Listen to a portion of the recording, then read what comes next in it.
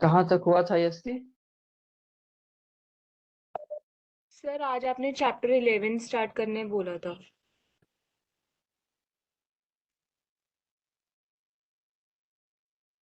Okay, chapter 11। Chapter 9 उस दिन over हुआ था, और चैप्टर 10 तो हम लोग पहले से ही पढ़े हुए हैं। मेंटेनेंस का जो चैप्टर है वो पहले से ही हो चुका है, इसलिए चैप्टर 11 हम लोग स्टार्ट करेंगे आज, ठीक है। चैप्टर 9 तक के सारे सेक्शंस हो चुके हैं, और चैप्टर 10 भी हो चुका है। मेंटेनेंस स्टार्टिंग में ही हो गया हुआ था। चैप्टर 11 जो है, maintenance the public order and tranquillity, इससे स्टार्ट करेंगे हम लोग बेयर एक्ट के प्रोविजंस। ठीक है, तो सेक्शन 148 निकाल लो बेयर एक्ट में, सेक्शन 148। ठीक है, एससी निकाल ली सेक्शन 148। Yes sir. ओके, अब चैप्टर है maintenance of public order and tranquillity. Public order को, शांति कैसे मेंटेन किया जाए, अगर कोई अशांति फैला रहा है तो इमीडिएटली क्या एक्शंस लिए जा सकते हैं, कैसे कोई इकट्ठा होकर के कुछ अशांति फैला रहा है तो उसे कैसे हम हटाएंगे, मतलब ऑफिशियल्स कैसे उसे हटाएंगे, कैसे राइट होने से रोकना है, कैसे अनलॉफुल असेंबली को डिस्पर्स करना है, ये सब इसमें दिया, इसमें पढ़ना है। तो सबसे पहला ही सेक्शन है dispersal of assembly by use of civil force. इसका इंडेक्स बहुत इंपॉर्टेंट है, क्योंकि पूछता है किस सेक्शन में dispersal of assembly by use of civil force, by use of armed force किस सेक्शन में है, तो इसका इंडेक्स याद होना चाहिए, 148 है। आओ देखते हैं इसको। Dispersal of assembly by use of civil force, ठीक है, इंपॉर्टेंट यहाँ पे सिविल फोर्स देखने वाला है। इस सिविल फोर्स का यूज करके असेंबली को डिस्पर्स किया जा रहा है, असेंबली को अलग किया जा रहा है, जो लोग इकट्ठा हो चुके हैं उनको मतलब फैलाया जा रहा है। डिस्पर्स करना वही होता है, फैला देना, ताकि इकट्ठा ना रहे, और इकट्ठा नहीं रहेंगे तो क्या होगा, उनके द्वारा कोई अनलॉफुल एक्टिविटी कैरी ऑन करने की संभावनाएं को कम किया जाएगा। क्योंकि साथ रहेंगे तो कोई अनलॉफुल एक्टिविटी कैरी ऑन कर सकते हैं ना, कमिट कर सकते हैं। अब आ जाओ, सबसे पहले है कि any executive magistrate, any executive magistrate और officer in charge of police station, और in absence of such officer in charge any police officer not below the rank of sub inspector. तो अंडरलाइन करो, लिखो कौन कौन कर सकता है। एनी एग्जीक्यूटिव मजिस्ट्रेट या ऑफिसर इन चार्ज, ये दोनों कर सकता है, ठीक है। कोई एग्जीक्यूटिव मजिस्ट्रेट हो या कोई ऑफिसर इन चार्ज है पुलिस स्टेशन का, ये दोनों इस सेक्शन का ऑर्डर में, सेक्शन के अंदर में ऑर्डर दे सकते हैं। अगर ये ऑफिसर इन चार्ज नहीं है तो उसे भी अंडरलाइन कर लो कि in the absence of, in the absence of such officer in charge any police officer not below the rank of sub inspector. मतलब अगर ये नहीं है तो any other police officer not below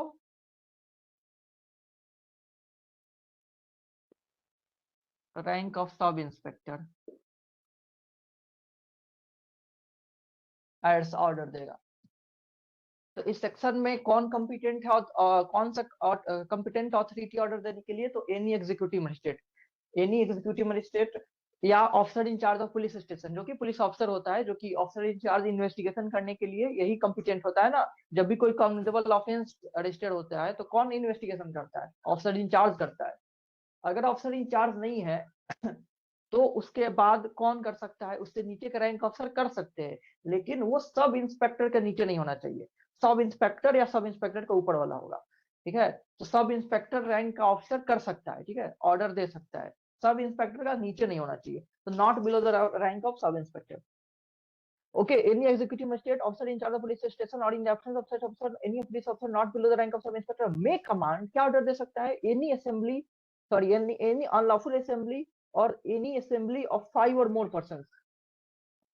मुस्कान गुप्ता, वैसे भी अनलॉफुल असेंबली जो होता है उसमें 5 या 5 से मोर ज्यादा पर्सन होते हैं। किसी को याद है अनलॉफुल असेंबली का सेक्शन कौन सा है?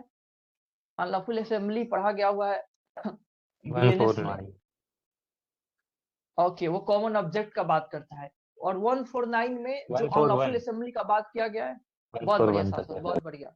141 ऑफ आईपीसी जो था वो बताता है कि अनलॉफुल असेंबली कौन होगा। और जब अनलॉफुल असेंबली अपने कॉमन ऑब्जेक्ट को कोई किसी कॉमन ऑब्जेक्ट के साथ कोई भी ऑफेंस कमिट करता है तो वो लायबल होता है, अंडर 149 लायबल होता है। इवन इवन हमने पढ़ा हुआ है उसको डिटेल में कि जरूरी नहीं है कि सारे मेंबर जो है कि सब कुछ एक्टिवली काम करे। वो कॉमन इंटेंशन कॉमन ऑब्जेक्ट हम लोग पढ़े हुए हैं, उसको ज्यादा डिटेल में डिस्कस करते हैं, बट सेक्शन आप याद रखना। रेनू, ओके। बीएनएसएस में कौन सा सेक्शन है अनलॉफुल असेंबली का? शाश्वत बताओ, बीएनएसएस में 141 के करस्पॉन्डिंग सेक्शन कौन सा है? 189 था, 189, 189 बीएनएसएस का। ठीक है, बीएनएसएस का सेक्शन 189 या सीआरपी आईपीसी का सेक्शन 141 ये अनलॉफुल असेंबली से डील कर रहा था। और उसमें कितने मिनिमम पर्सन चाहिए होते थे?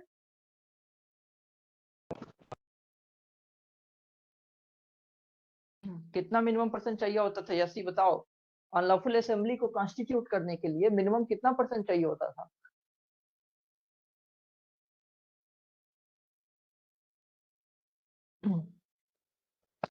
मुस्कान तुम बताओ।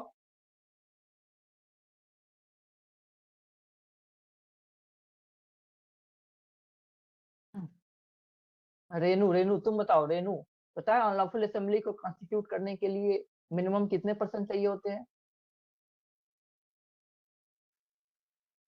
M I audible? Yes sir. Okay, Shashwat तुम बताओ, शाश्वत।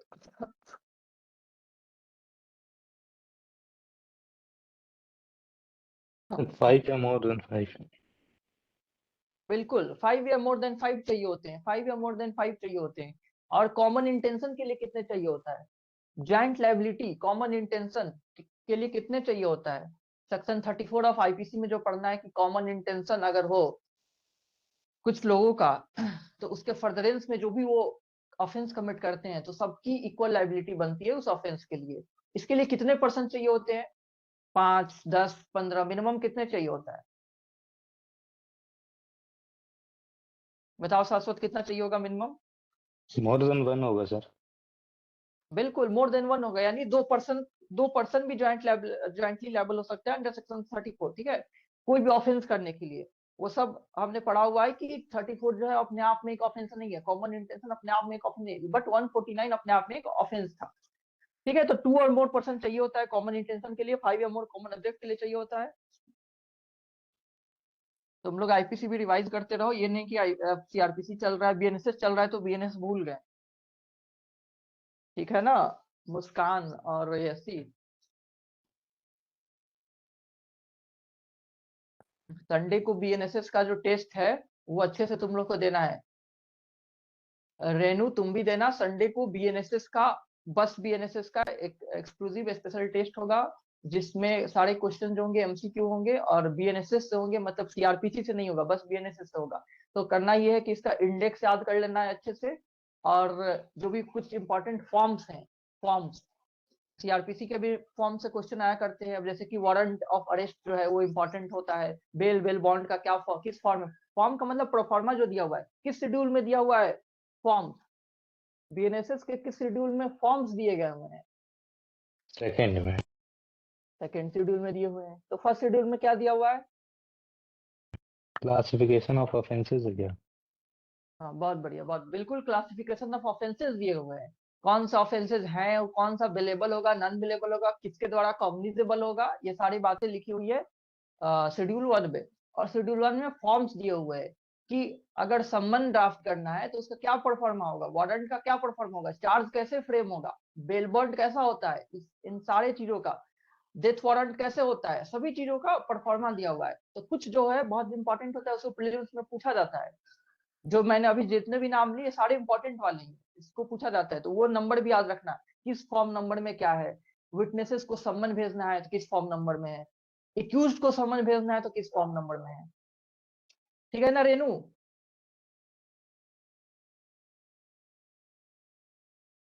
ओके, तो संडे को होगा वो टेस्ट, तब उससे पहले तुम लोग उसको याद कर लेना, अच्छे से देना। अब हम लोग फिर से अपने टॉपिक पे वापस आते हैं।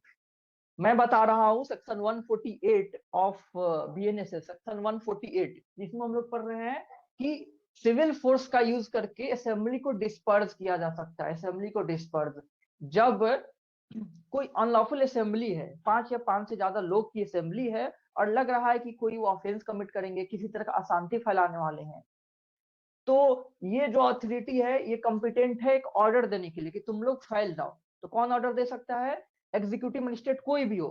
कोई का मतलब डीएम एक एग्जीक्यूटिव मजिस्ट्रेट है, एसडीएम एक एग्जीक्यूटिव मजिस्ट्रेट है, या अदर एग्जीक्यूटिव मजिस्ट्रेट्स भी हैं जो ना एसडीएम है ना डीएम है, उसके नीचे का भी स्टेट गवर्नमेंट अपॉइंट करता है एग्जीक्यूटिव मजिस्ट्रेट को, ये सब हम पढ़ चुके हैं। तो कोई भी एग्जीक्यूटिव मजिस्ट्रेट कॉम्पिटेंट है ऑर्डर देने के लिए। या officer in charge of police station, police station का जो ऑफिसर इंचार्ज है वो भी कॉम्पिटेंट है। अगर ऑफिसर इंचार्ज प्रेजेंट नहीं है उस समय पे तो उससे नीचे का भी ऑफिसर आदेश दे सकता है, बट वो सब इंस्पेक्टर से नीचे का नहीं होना चाहिए, वो सब इंस्पेक्टर से के बराबर या उसके ऊपर का होना चाहिए। यानी कि सब इंस्पेक्टर भी दे सकता है आदेश। तो सब इंस्पेक्टर से के बराबर या उसके ऊपर का कोई ऑफिसर, पुलिस ऑफिसर या कोई एग्जीक्यूटिव मजिस्ट्रेट असेंबली को डिस्पर्स करने का ऑर्डर दे सकता है। ठीक है, आओ देखो बैरक में देखो, any unlawful assembly or assembly of 5 or more persons likely to cause a disturbance of public peace to disperse, किस चीज का आदेश देगा कि फैल जाओ, डिस्पर्स हो जाओ, फैलने का। एंड इट शैल को अंडरलाइन करो, शैल को अंडरलाइन करो, it shall thereupon be the duty of the members of such assembly to disperse accordingly. Then thereafter, इस ऑर्डर के बाद क्या होना है? तो जो भी मेंबर्स हैं उनको डिस्पर्स होना डिस्क्रिशन है क्या? No, it is mandatory for the members of that assembly to disperse as per the directions of them. ठीक है, चाहे वो एग्जीक्यूटिव मजिस्ट्रेट का आदेश है, ऑफिसर इंचार्ज का आदेश या सब इंस्पेक्टर का आदेश है, उनको डिस्पर्स होना कंपल्सरी है, इसलिए शैल वर्ड का यूज किया गया है। ऐसा अगर आदेश आए तो they have to disperse compulsorily. ठीक है मुस्कान, समझ में आ रहा है? मुस्कान तुम लेट से ज्वाइन कियो, सेक्शन नंबर 148 हम लोग बीएनएसएस का डिस्कस कर रहे हैं। इससे पहले के सारे सेक्शंस हो चुके हैं। तुम अगर रिकॉर्डिंग अभी तक नहीं देखी होगी तो देख लेना, ठीक है।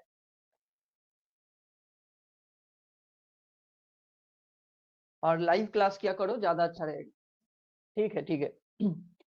तो आइए सब सेक्शन 2 देखते हैं। सब सेक्शन 1 में इतना ही है कि ये लोग किसी असेंबली को डिस्पर्स करने का आदेश दे सकते हैं। निहारिका आ गई, ओके। सेक्शन 148 हो रहा है, निहारिका निकालो सेक्शन 148 हो। सेक्शन 148 का सब सेक्शन 1 यही बोल रहा है कि ये लोग किसी असेंबली को, रेनू तुम मैसेज करना, तुमको सारे रिकॉर्डिंग भेज देंगे। तुम कुछ दिन पहले ही ज्वाइन किया ना ग्रुप में, तो तुमको रिकॉर्डिंग नहीं मिला हुआ है, उससे पहले उसमें भेजा गया हुआ है। तुम मैसेज करना, तुमको अभी तक के सारे रिकॉर्डिंग भेज दिए जाएंगे, ठीक है। Okay okay. तो सब सेक्शन 1 में बस यही है कि ये लोग आदेश दे सकते हैं असेंबली को डिस्पर्स होने का, अगर लग रहा है कि वो असेंबली जो है पब्लिक पीस को डिस्टर्ब करने वाला है, वो लोग अशांति फैलाने वाले, वो लोग झगड़ा करने वाले, या कुछ करने वाले, कोई ऑफेंस कमिट करने वाला है, ऐसी कोई भी संभावनाएं लग रहा है तो आदेश दिया जा सकता है। और आदेश देने के फर्दरेंस में उनको डिस्पर्स होना मैंडेटरी है। सबसेक्शन 2 देखो, subsection 2, if upon being so commanded, ऐसा आदेश मिलने के बाद भी, ठीक है, if upon being so commanded any such assembly does not disperse, मतलब ऐसा आदेश भी मिल गया बट फिर भी वो डिस्पर्स नहीं हो रहा है, मतलब वो फैल नहीं रहा है, वो बने हुए हैं, डटे हुए हैं मैदान में अभी भी।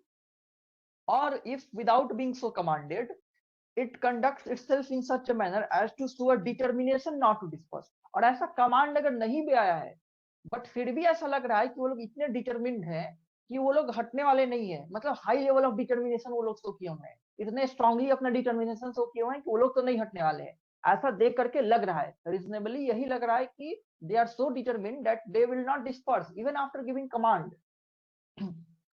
इट एनी एग्जीक्यूटिव मजिस्ट्रेट और police officer refer to in subsection 1, मतलब यही वाले सेम, कोई एग्जीक्यूटिव मजिस्ट्रेट या ऑफिसर इंचार्ज या उससे नीचे का भी कोई, but not below the rank of sub inspector. Subsection 1 may proceed to disperse such assembly by force, underline कर लो बाय फोर्स को, बाय फोर्स को अंडरलाइन करो। सबसेक्शन 2 में अब कह रहा है कि तब ये लोग फोर्स का यूज करके डिस्पर्स कर सकते हैं, मतलब अब बलपूर्वक। पहले आदेश दिया गया प्यार से कि तुम लोग हट जाओ, और आदेश के बाद उनका हटना क्या है? कंपलसरी है। शैल वर्ड को मैंने अंडरलाइन करवाया था। After the order given by the authorities under subsection 1, it is mandatory for the members of that assembly to disperse accordingly, but even after the order they have decided not to disperse, then the concerned authority can disperse them by use of force। ठीक है, तो by force को underline करो। and may require the assistance of any person not being an officer or member of the armed force। अब देखिए ये disperse करने के लिए अब कह रहा है कि किसी का हेल्प भी लिया जा सकता है, किसी का हेल्प भी ले सकता है। ये अथॉरिटी जो है बाई फोर्स डिस्पर्स तो करेगी और करने के लिए किसी का हेल्प ले सकता है, एक को छोड़ करके। ये जो लिखा हुआ है नॉट बीइंग, इनको छोड़ करके मतलब इनका हेल्प नहीं लेना है, और इनका हेल्प कब लेना है वो अगले सेक्शन में हम लोग देखेंगे, ठीक है। तो नॉट बीइंग अंडरलाइन करो, नॉट बीइंग एन ऑफिसर और member of the armed force, underline कर लो। मतलब कि आर्म्ड फोर्स के मेंबर का हेल्प नहीं लेना है डिस्पर्स करने के लिए, इनको हटाने के लिए आर्म्ड फोर्स के मेंबर का हेल्प नहीं लेना है, ठीक है, ध्यान में रखना इस बात को। And acting as such for the purpose of disperse, क्यों नहीं लेना है वो अगले सेक्शन में समझ में आ जाएगा। क्योंकि वो लोग जो है आर्म्ड फोर्स के जो मेंबर्स होते हैं, चांसेस होते हैं कि वो लोग थोड़ा स्ट्रिक्ट मैनर में पेश आएंगे जब ज्यादा जरूरत होगी ना, कि अभी हटाना बहुत जरूरी है, थ्रेट बहुत ज्यादा है, एमिनेंट डेंजर है चीजों की, और तुरंत हटाना जरूरी है, तब आर्म फोर्स का मेंबर का हेल्प लिया जाता है बड़े प्रॉब्लम्स को टैकल करने की। अभी छोटे प्रॉब्लम्स की बात हो रही है, इसके लिए आर्म फोर्स का हेल्प लेना वो रीजनेबल नहीं लगेगा, दैट्स व्हाई उनकी हेल्प लेने से मना किया गया है। and acting as such for the purpose of dispersing such assembly, and if necessary arresting and confining the person who forms part of it। who forms part of it का मतलब who forms part of that assembly, उस assembly का जो part है, जरूरत पड़े तो उसको अरेस्ट भी किया जा सकता है, जरूरत पड़े तो उसको अरेस्ट भी किया जा सकता है। in order to disperse such assembly or that they may be punished according to law। क्यों अरेस्ट किया जाएगा? ताकि वो असेंबली डिस्पर्स हो जाए। अगर वो हट नहीं रहे हैं, बाई फोर्स भी नहीं हट रहे हैं, दिक्कत क्रिएट कर रहे हैं, तो उनमें से किसी को अरेस्ट भी किया जा सकता है ताकि वो लॉ के अकॉर्डिंग पनिश्ड हो। या मेन पर्पस क्या है? मेन पर्पस तो है उस असेंबली को डिस्पर्स करना। ओके, तो आइए मैं इस सेक्शन को समराइज कर देता हूँ। इस सेक्शन का सब सेक्शन 1 जो है ये कह रहा था ये जो अथॉरिटीज मैंने बताई ये किसी असेंबली, और अनलॉफुल असेंबली क्या होता है हम लोग आईपीसी में पढ़ चुके हैं, 5 या मोर पर्सन का असेंबली को अनलॉफुल असेंबली कहते हैं। वो अगर किसी पीस को ब्रीच करने वाला है, ऐसी संभावनाएं लग रहा है, तो आदेश दिया जा सकता है कि आप लोग डिस्पर्स हो जाइए, और उसके बाद उनको डिस्पर्स हो जाना है अकॉर्डिंगली। सब सेक्शन 2 में कह रहा है कि अगर आफ्टर दैट ऑर्डर भी वो लोग डिस्पर्स नहीं हो रहे हैं तो ये लोग क्या कर सकते हैं? बाई फोर्स उनको डिस्पर्स कर सकते हैं, बाई फोर्स उनको डिस्पर्स कर सकते हैं। और ये करने में वो किसी का हेल्प भी ले सकते हैं, किसी का भी हेल्प ले सकते हैं, बट नॉट, किसका हेल्प नहीं लेना है? आर्म फोर्स के मेंबर का हेल्प नहीं लेना है, आर्म फोर्स के मेंबर का हेल्प नहीं लेना है, ठीक है। और डिस्पर्स करते समय लग रहा है किसी को अरेस्ट करना जरूरी है तो अरेस्ट भी कर लेगा, पर्पज यही है कि डिस्पर्स कर दे उसको। ओके, यस, समझ में आया?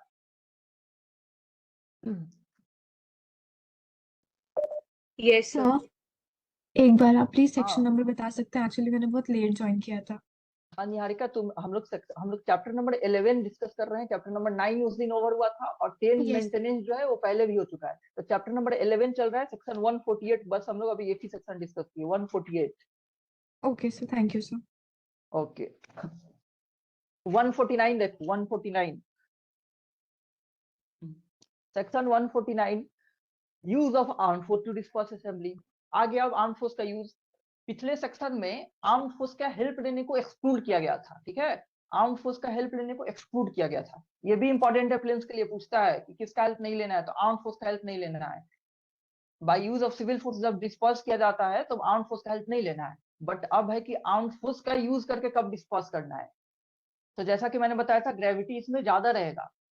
अब 149 का सबसेक्शन 1 देखो, if any assembly if any assembly referred to in subsection 1 of section 148 cannot otherwise be dispersed। मतलब कि उनको डिस्पर्स करने का कोई तरीका नहीं बचा है। ये जो हम इस सेक्शन में पढ़ने वाले हैं इसके अलावा दूसरे तरीके से डिस्पर्स नहीं हो पा रहा है। मतलब आर्म्ड फोर्स लग ही रहा है कि आर्म्ड फोर्स का हेल्प लेना ही पड़ेगा, सिविल फोर्स का यूज करके नहीं डिस्पर्स हो पा रहे हैं, पुलिस जो है खुद से नहीं डिस्पर्स कर पा रहा है, एग्जीक्यूटिव मजिस्ट्रेट खुद से नहीं डिस्पर्स कर पा रहा है, इसलिए लिखा है cannot otherwise be disperse. Otherwise किसका अदरवाइज? इस सेक्शन का अदरवाइज, मतलब सेक्शन 149 में जो वे दिया हुआ है टू डिस्पर्स, इसके अलावा दूसरे में से वो लोग डिस्पर्स नहीं हो पा रहे हैं, तो क्या करेगा? And it is necessary for the public security that it should be disperse. जैसा कि मैंने बताया कि ये एमिनेंट डेंजर है, वो लोग जो है बने हुए हैं, ये नेसेसिटी हो गई है, जरूरी है कि अभी डिस्पर्स करना है उनको, ये जरूरी है कि उनको डिस्पर्स करना है, और वो अदरवाइज तरीके से डिस्पर्स भी नहीं हो पा रहे हैं। द डिस्ट्रिक्ट मजिस्ट्रेट, ठीक है, the district magistrate or any other executive magistrate authorized by him, underline कर लो। इसका कौन कौन सा ऑथोरिटी हो रहा है? ये तो ऊपर वाले सेक्शन का था, डीएम और other EM but authorised bye DM. ठीक है, पहला हो गया डीएम या दूसरा हो गया अदर ईएम, मतलब other executive magistrate authorised bye DM, उन्हीं के द्वारा ऑथराइज। अब ये ऊपर वाली अथॉरिटी क्यों है? ये बड़ा अथॉरिटी है इन लोगों से, क्योंकि ये बड़ा मुद्दा है ना। अब आर्म फोर्स को आदेश देना है कि तुम हटाओ, तो ये यहाँ पे जो कंसिक्वेंसेज आ सकते हैं, जिस तरह से टैकल करना है लोगों से, वो थोड़ा मोर हार्श तरीके से होगा देन पिछला। इसलिए यहाँ पे अथॉरिटी को भी बड़ा कर दिया गया है, जो आदेश देगा कि आर्म फोर्स का यूज करके हटाया जाए। तो डीएम और एनी अदर ईएम मतलब executive magistrate authorised by him, authorised bye district magistrate who is present may cause it to be dispersed by the armed force। मतलब जो भी प्रेजेंट है, या तो डीएम प्रेजेंट है तो खुद करे, या कोई दूसरा एग्जीक्यूटिव मजिस्ट्रेट भी प्रेजेंट है लेकिन उसको किसकी अथॉरिटी मिली हुई है? उसको डिस्ट्रिक्ट मजिस्ट्रेट का अथॉरिटी मिला हुआ है, तो वो भी आदेश दे सकता है कि इस जो असेंबली है इसको कैसे हटाया जाए, इसको कैसे डिस्पर्स किया जाए, इसको आर्म्ड फोर्स से डिस्पर्स कराया जाए। ये लोग कॉम्पिटेंट है ये आदेश देने के लिए, आर्म्ड फोर्स से डिस्पर्स करवा दिया जाए। जो भी प्रेजेंट है वहां पे, जो भी सीन है, प्लेस स्पॉट है जो वहां प्रेजेंट है, वो आदेश दे सकता है कि आर्म्ड फोर्स को डिस्पर्स करवाया जाए। तो डीएम याद रखना है, या other EM authorised bye DM, इससे हटाने का, आर्म्ड फोर्स से हटाने का आदेश दे सकते हैं। अब है such magistrate, sub section 2। Such magistrate may require any officer in command of any group.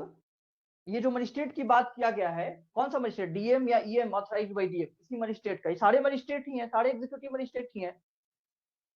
तो such magistrate may require any officer in command of any group of persons belonging to the armed force। किसको आदेश देगा ये? किसी एक arm force का individual member को थोड़ी आदेश देगा। लिखा हुआ है officer in command of any group, मतलब आर्म फोर्स का मेंबर्स का कुछ ग्रुप है, उनका जो ऑफिसर इन कमांड है उसको आदेश देगा। उसको आदेश देगा कि आप अपने अंडर के जो ऑफिसर है उससे हटवा दीजिए। जो भी ऑफिसर इन कमांड है, कई सारे ऑफिसर्स इन कमांड होते हैं, ऑफिसर्स इन कमांड, इसके अंडर में बहुत सारे ऑफिसर्स हैं। कैसे ऑफिसर है? आर्म फोर्स के ऑफिसर है, आर्म फोर्स के ऑफिसर्स हैं।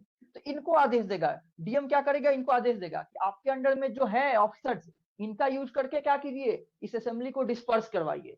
ठीक है, इनको आदेश देगा कि आपके अंडर में जो ऑफिसर्स है इनका यूज करके इस असेंबली को डिस्पर्स करवाइए। इंडिविजुअली किसी को ना दे करके ये ऑफिसर इन कमांड को आदेश दिया जाता है। ऑफिसर इन कमांड को बोला जाता है कि आपके अंडर में जो भी ऑफिसर्स है उनका यूज करके इसको डिस्पर्स करवाइए। समझ में आ रहा है शाश्वत? Yes sir.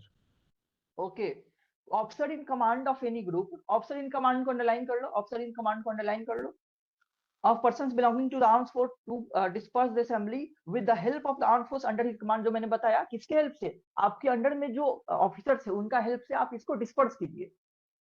And to arrest and confine such persons, और ऑलरेडी पिछले सेक्शन में हमने पढ़ा हुआ है कि जब डिस्पर्स करवाया जाता है तो ड्यूरिंग दैट प्रोसेस अगर किसी को अरेस्ट करने का जरूरत लग रहा है तो अरेस्ट भी किया जा सकता है, ताकि असेंबली को डिस्पर्स किया जाए, या अगर वो कोई ऑफेंस किया हुआ है तो उसको सजा मिले उस ऑफेंस का, तो फॉर दैट पर्पज अरेस्ट भी किया जा सकता है। Confine such person forming part of it, मतलब forming part of that assembly as the executive magistrate may direct, or as it may be necessary to arrest and confine in order to disperse the assembly or to have them punished according to law। पिछले वाले sections की बात को repeat किया गया है कि उनको अरेस्ट किया जा सकता है, कन्फाइन किया जा सकता है, ताकि असेंबली को डिस्पर्स किया जाए या ताकि उनको लॉ के अकॉर्डिंग पनिशमेंट मिले। तो याद करने वाला कौन सा बात हो गया अभी तक? इसमें याद करने वाला हो गया कि अथॉरिटी कौन है जो आदेश देगा? डीएम या other EM authorised bye DM. किसको आदेश देगा? ऑफिसर इन कमांड को। किसके ऑफिसर इन कमांड को? आर्म्ड फोर्सेस के। आर्म्ड फोर्स के जो ऑफिसर इन कमांड होगा उसको आदेश देगा कि आपके अंडर में जो फोर्सेस है उनका यूज करके इस असेंबली को डिस्पर्स कर दीजिए। ठीक है रेनू, समझ में आया?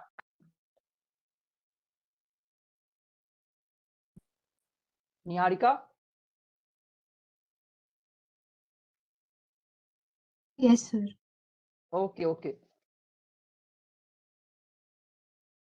और इट में भी ओके। सब सेक्शन 3 देखो, sub section 3, every such officer of the armed force shall obey लिखा हुआ है, मतलब he has to obey, he has to abide by the direction of that magistrate. उनको अपने मन से नहीं काम करना है। That members of the armed force have to abide by the order of that executive magistrate, जो कि इनमें से कोई होगा, चाहे वो डीएम है चाहे अदर ईएम है, उनका जो आदेश है उसी को फॉलो करना है उसे। shall obey such requisition, मतलब वो रिक्वेस्ट जो है एग्जीक्यूटिव मजिस्ट्रेट का उसको फॉलो करेगा in such manner as he thinks fit, but in doing so he shall use as little force and do, ये पूरा अंडरलाइन करो, he shall use as little force and do as little injury। पूछेगा exam में कि armed force assembly को, पूछा हुआ question है ये, आर्म्ड फोर्स असेंबली को डिस्पर्स करते हुए कितना फोर्स का यूज करेगा। ऑप्शन में रहेगा कि जो भी उसको रीजनेबल लगे उतना फोर्स का, ज्यादा फोर्स का यूज करेगा। एक ये रहेगा कि जितना कम से कम हो सके उतना यूज करेगा, बस उस असेंबली को डिस्पर्स करने के लिए जितना कम से कम फोर्स का जरूरत हो उतना करेगा। आर्म्ड फोर्स तो भाई, आर्म्ड फोर्स बहुत ताकतवर है, सब कुछ वो है, वो सुप्रीम लेवल ऑफ फोर्सेज हो गया देश का। अब वो पूरा सब कुछ थोड़ी ना इस्तेमाल कर देगा एक असेंबली को डिस्पर्स करने के लिए, तो उसको मिनिमम फोर्स का यूज करना है। कितना? मिनिमम फोर्स का। तो इस पूरे अंडरलाइन करो, he shall use little force, as little force and do as little injury. उसके बाद लिखा हुआ है, आगे लिखा हुआ है, टू पर्सन और property as may be consistent with dispersing the assembly और arresting and detaining such person, मतलब जो कि प्रोपोर्शनेट हो उस असेंबली को डिस्पर्स करने के लिए, उतना ही लिटिल फोर्स का यूज करेगा जितना उस असेंबली को डिस्पर्स करने के लिए प्रोपोर्शनेट हो। ज्यादा बिल्कुल भी नहीं करेगा, कम से कम फोर्स का यूज करना है। ओके मुस्कान, कितना करना है? कम से कम फोर्स का यूज करना है आर्म फोर्स के द्वारा। ठीक है, ठीक है, ठीक है। अब देखो सेक्शन 150 इन सबसे यही कुछ कुछ क्वेश्चंस पूछे जाते हैं एमसीक्यू में। ये मेंस के लिए नहीं इंपॉर्टेंट है, हम मैंने पहले ही बता चुका है। मेंस के लिए जो भी इंपॉर्टेंट टॉपिक्स हम लोग ऑलरेडी सारे पढ़ चुके हैं। ये सारे जो प्रोविजंस है इनसे कुछ कुछ क्वेश्चन प्रीलिम्स में आते हैं, और जो जो आते हैं वो सब मैं आपको अंडरलाइन करवा दे रहा हूँ। 150 देखिए, 150 power of certain armed force officers to disperse assembly.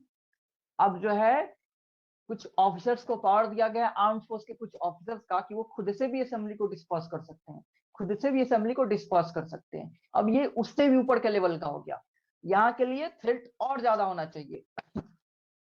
Power of certain armed force officers to disperse assembly 150 when the public security is manifestly endangered. Underline करो मैनिफेस्टली इंडेंजर्ड को, मतलब खतरा क्या हो? बहुत ज्यादा हो। खतरा क्या हो? बहुत ज्यादा हो। अगर थोड़े मोड़े थ्रेट है तो नहीं ये अप्लाई होगा, ये सेक्शन नहीं अप्लाई होगा। आर्म फोर्स के जो ऑफिसर है they are not competent to act under this section if the threat is not very much। अगर थ्रेट ज्यादा नहीं है तो वो लोग नहीं यूज कर सकते हैं इस सेक्शन को, के अंडर का जो ऑथोरिटी है। मैनिफेस्टली इंटेंडेड को अंडरलाइन करो, बाय एनी सच असेंबली, मतलब वो उस असेंबली से जो खतरा है पब्लिक सिक्योरिटी को बहुत ज्यादा है। जो असेंबली को डिस्पर्स करने की बात हो रही है उससे बहुत ज्यादा खतरा है। And no executive magistrate can be communicated with, और वहां पे कोई एग्जीक्यूटिव मजिस्ट्रेट नहीं है, ये लोगों में से कोई नहीं है, ये लोगों में से कोई नहीं है, क्योंकि they are the competent authority who will direct members of armed police force to disperse. Armed police force के इनको डायरेक्शन कौन दे रहा था? यही तो दे रहे थे ना। अब ये है ही नहीं वहां पे, ये है ही नहीं वहां पे। ओके इसलिए लिखा हुआ है no executive magistrate can be communicated with, किसी एग्जीक्यूटिव मजिस्ट्रेट से तुरंत कम्युनिकेशन नहीं हो सकता है। फिर कौन आदेश दे सकता है? तो एनी कमीशन्ड और गैजेटेड ऑफिसर, इसको अंडरलाइन करो, एनी कमीशन्ड और गैजेटेड ऑफिसर, ये वो कॉम्पिटेंट ऑथोरिटी है जो कि इस सेक्शन के अंडर में आदेश देगा। एनी कमीशन्ड और गैजेटेड ऑफिसर। अब जैसे कि कमीशन्ड ऑफिसर्स होते हैं जो आर्म फोर्सेज होते हैं ना, कुछ फोर्सेज होते हैं जो प्रेसिडेंट उनको अपॉइंट करता है और उनको उनको कमीशन मिला हुआ है, उनको अथॉरिटी मिला हुआ है कि वो लीडरशिप रोल करेंगे। उनके अंडर में फोर्सेज होते हैं और वो जो भी आदेश देंगे वो फोर्स मानता है, उसको मानना, वो बाइंड है उसको मानने के लिए, उसी को कमीशन्ड ऑफिसर्स कहते हैं। मतलब उनको अथॉरिटी है लीडरशिप रोल निभाने का, they have authority to perform leadership role. उनके अंडर में ट्रूप्स होते हैं, जो भी डायरेक्शंस हो देंगे उनको मानना होता है। गैजेटेड ऑफिसर्स तो उनको कहा जाएगा जिनका जिनका अपॉइंटमेंट कैसे होगा? गैजेटेड नाम से ही है कि गैजेट में पब्लिश होके होगा, मतलब जो गैजेट होता है गवर्नमेंट का जो पब्लिश होता है उसमें उनका अपॉइंटमेंट पब्लिश किया जाएगा, उसके थ्रू उसका अपॉइंटमेंट होता है। तो कमीशन्ड एंड गैजेटेड ऑफिसर्स की बात की गई है। तो एनी कमीशन्ड और गैजेटेड ऑफिसर, इसको अंडरलाइन करना। अब of the arm forces may disperse such assembly, यहाँ पे मे डिस्पर्स का बात किया गया है, मतलब वो लोग लग रहा है बहुत ज्यादा थ्रेट है तो डिस्पर्स कर सकते हैं, मतलब उनको प्रूडेंटली डिसाइड करना है। With the help of the arm force under his command, किसके हेल्प से? अपने ही अंडर में जो फोर्सेज है उनके हेल्प से डिस्पर्स करेंगे। क्योंकि ऑलरेडी मैंने बताया कमीशन जो ऑफिसर्स होते हैं वो उनके पास उनके अंडर में ट्रूप्स होते हैं और जिसपे वो अपनी अथॉरिटी एक्सरसाइज करते हैं, जो भी वो डायरेक्शन देंगे उनको मानना पड़ता है, और ये इसके लिए उनको अथॉरिटी मिली हुई होती है। And may arrest and confine any person forming part of it, ये सब तो रिपीटेड बातें आ रही हैं। In order to disperse such assembly और दे मे बी पनिश्ड और that they may be punished according to law, but if while he is acting under this section it becomes practicable for him to communicate with an executive magistrate, लेकिन अब कह रहा है कि अगर ये संभव है कि एग्जीक्यूटिव मजिस्ट्रेट से कंसल्ट कर ले। स्टार्टिंग में क्या बताया था मैंने कि उनके पास ऑप्शन नहीं है इनसे कंसल्ट करने का, उनके पास कोई तरीका नहीं है कि तुरंत इनसे कंसल्ट करके इनका आदेश का इंतजार करें। बट लिख रहा है अब कि अगर इनके पास ऑप्शन है, इनके पास तरीका है, इनके पास समय है कि ये एग्जीक्यूटिव मजिस्ट्रेट से कंसल्ट करे, तो वो करना कंपलसरी है। He shall do so, shall word को अंडरलाइन करो, शैल वर्ड को अंडरलाइन करो, ही शैल डू सो मतलब वो करेगा। एंड शैल देंस फॉरवर्ड, और उसके बाद ही क्या करेगा, obey the instruction of the magistrate, उसके बाद उस मजिस्ट्रेट का आदेश को फॉलो करेगा। एज टू वेदर ही शैल और shall not continue such action, और क्या उसके बाद करेगा, उसको एक्शंस लेने हैं कि नहीं लेने हैं वो उसके डायरेक्शन के बाद उसको फॉलो करेगा। ऐसा इसलिए किया जाता है ना क्योंकि जो आर्म्ड फोर्स के ऑफिसर्स होते हैं वो लोग, उनका सिविलियन से इंटरेक्शंस कम होता है, सिविलियन से लेना देना कम होता है मोस्टली। तो ये प्रिज्यूम किया जा रहा है एक तरह से कि जो रेगुलर जो वो ऑफिसर्स है, जैसे कि ये सारे ऑफिसर जो कि काम ही करना है, उनको सिविलियंस को उनकी सिक्योरिटी मेंटेन करनी है, उनको सुविधाएं देनी है, इनका यही काम होता है, इनका रेगुलर इंटरेक्शंस है सिविलियन से, उसी फील्ड में ही लोग रोज काम कर रहे हैं। तो ये लोग ज्यादा रीजनेबल डिसीजंस लेंगे इस मैटर में कि कब क्या करना है, कब कैसे टैकल करना है, तो इसलिए डिसीजन लेने का अथॉरिटी इनको दिया गया है और आर्म्ड फोर्स के नहीं दिया गया, क्योंकि कंपैरेटिवली वो लेस सेंसिटिव होंगे, उनको उनकी ट्रेनिंग इतनी हार्श होती है कि वो उनके लिए जो कम फोर्स होगा वो भी बहुत ज्यादा हो जाएगा सिविलियंस के लिए, ठीक है, वो जब अपने से कम फोर्स यूज करेंगे वो भी ज्यादा हो जाएगा। दैट्स वाई ये सब अथॉरिटी, ये सब डिसीजन लेने का अथॉरिटी दिया गया है उन ऑफिसर्स को जो कि जिनका पब्लिक इंटरेक्शन ज्यादा है, जो पब्लिक के लिए ज्यादा काम कर रहे होते हैं, जैसे कि डीएम हो गया, अदर ईएम्स हो गया, या ये लोग भी जो है। समझ में आ रहा है निहारिका? Yes sir. ओके, तो क्या समझे हम इस सेक्शन से? इस सेक्शन से हम यही समझे कि अगर डेंजर, अगर जो अनलॉफुल असेंबली से डेंजर क्या है, बहुत ज्यादा है, मैनिफेस्टली इंडेंजर्ड है, पब्लिक सिक्योरिटी मैनिफेस्टली इंडेंजर्ड है, इन दैट केस जो उसका कमीशन्ड और गैजेटेड ऑफिसर है वो अपने अंडर के जो उसके ट्रूप्स है, उसके ऑफिसर से उसको आदेश दे सकता है कि डिस्पर्स कर देने का आदेश दे सकता है। बट अगर उसके पास ऑप्शन है, समय है कि वो इनसे संपर्क कर पाए, तो उसे कंपल्सरी इनसे संपर्क करना है और ये जो भी आदेश देंगे उससे अबाइड बाई करना है। Okay Muskan, got it? ठीक है, अब आते हैं सेक्शन 151। किसी को भी किसी भी सब सेक्शन में दिक्कत होगा तो तुरंत बोलना, ठीक है रेनू? थोड़ी सी भी दिक्कत होगी, कुछ ना समझ में आए तो बताना। ओके 151 आते हैं। 151 तो इसमें जो मैंने बताया, अंडरलाइन करवाया, वो इंपॉर्टेंट है फिल्म्स के लिए। पूछेगा कि कौन आदेश दे सकता है, तो कमीशन्ड और गैजेटेड ऑफिसर। अगर पूछेगा कि कंसल्ट करने का टाइम है तो करना है कि नहीं है, कंपल्सरी है क्या कंसल्ट करना? Yes, it is compulsory to consult them and abide by their orders if they have option to consult them. अगर इनसे कंसल्ट करने का समय है तो करना ही करना है कंसल्ट। 151 देखो, protection against prosecution for acts done under 48, 49, 50। जो पिछले 3 सेक्शन पढ़ा उसके अंडर में, उन सेक्शंस के अंडर में कोई एक्ट किया गया है गुड फेथ में, तो उनको प्रोटेक्शन मिलेगा, मतलब उस चीज के लिए उनको प्रोसिक्यूट नहीं किया जाएगा। तो क्या लिखा हुआ है इसका subsection 1? No prosecution against any person for any act purporting to be done under 48, 49, 50, मतलब 148, 149, 150 जो पिछला 3 सेक्शन था।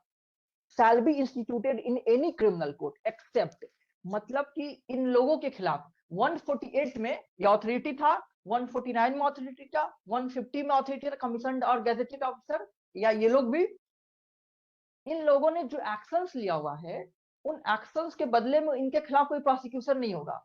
ये नहीं कि वो आदेश दिया था हटाने के लिए, अब वही जो मजिस्ट्रेट है उसी को प्रोसिक्यूट किया जा रहा है कि तुमने ऐसा क्यों किया। ये लोग जो जिन्होंने डिसीजन मेकर है उन सेक्शन के अंडर में, उनके अगेंस्ट में प्रोसिक्यूशन नहीं होगा। एक्सेप्ट कब होगा प्रोसिक्यूशन वो भी दिया हुआ है।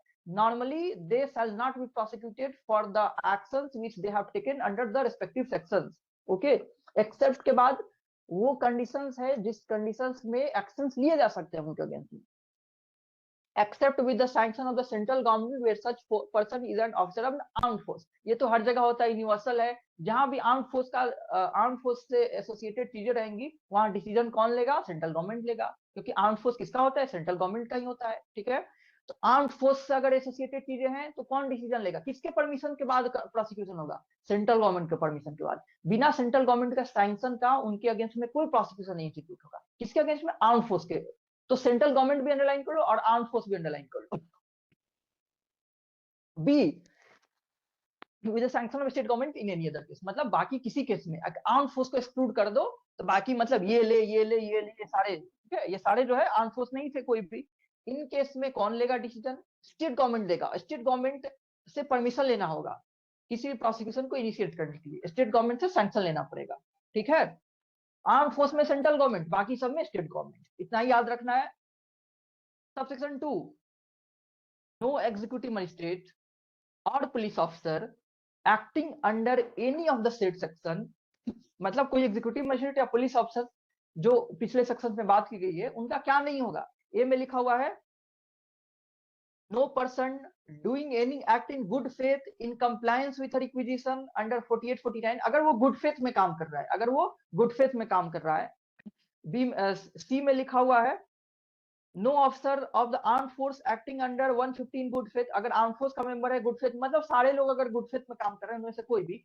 डी में लिखा है no members of the arm force doing any act in obedience to any order which he was bound to obey, अगर कोई मेंबर है उसको ऊपर वाला अथॉरिटी कोई आदेश दिया हुआ है तो भाई बाउंड है ओबे करने के लिए। स्टार्टिंग में मैंने बताया कि कमीशन जो ऑफिसर होता है उसके अंडर में उसका ट्रूप्स होता है। अब वो लोग बाइंड है भाई उसका आदेश को फॉलो करने के लिए, उसका जो भी आदेश है उसको फॉलो करने के लिए वो बाइंड है। उनका डिस्क्रिप्शन नहीं है कि वो माने या ना माने।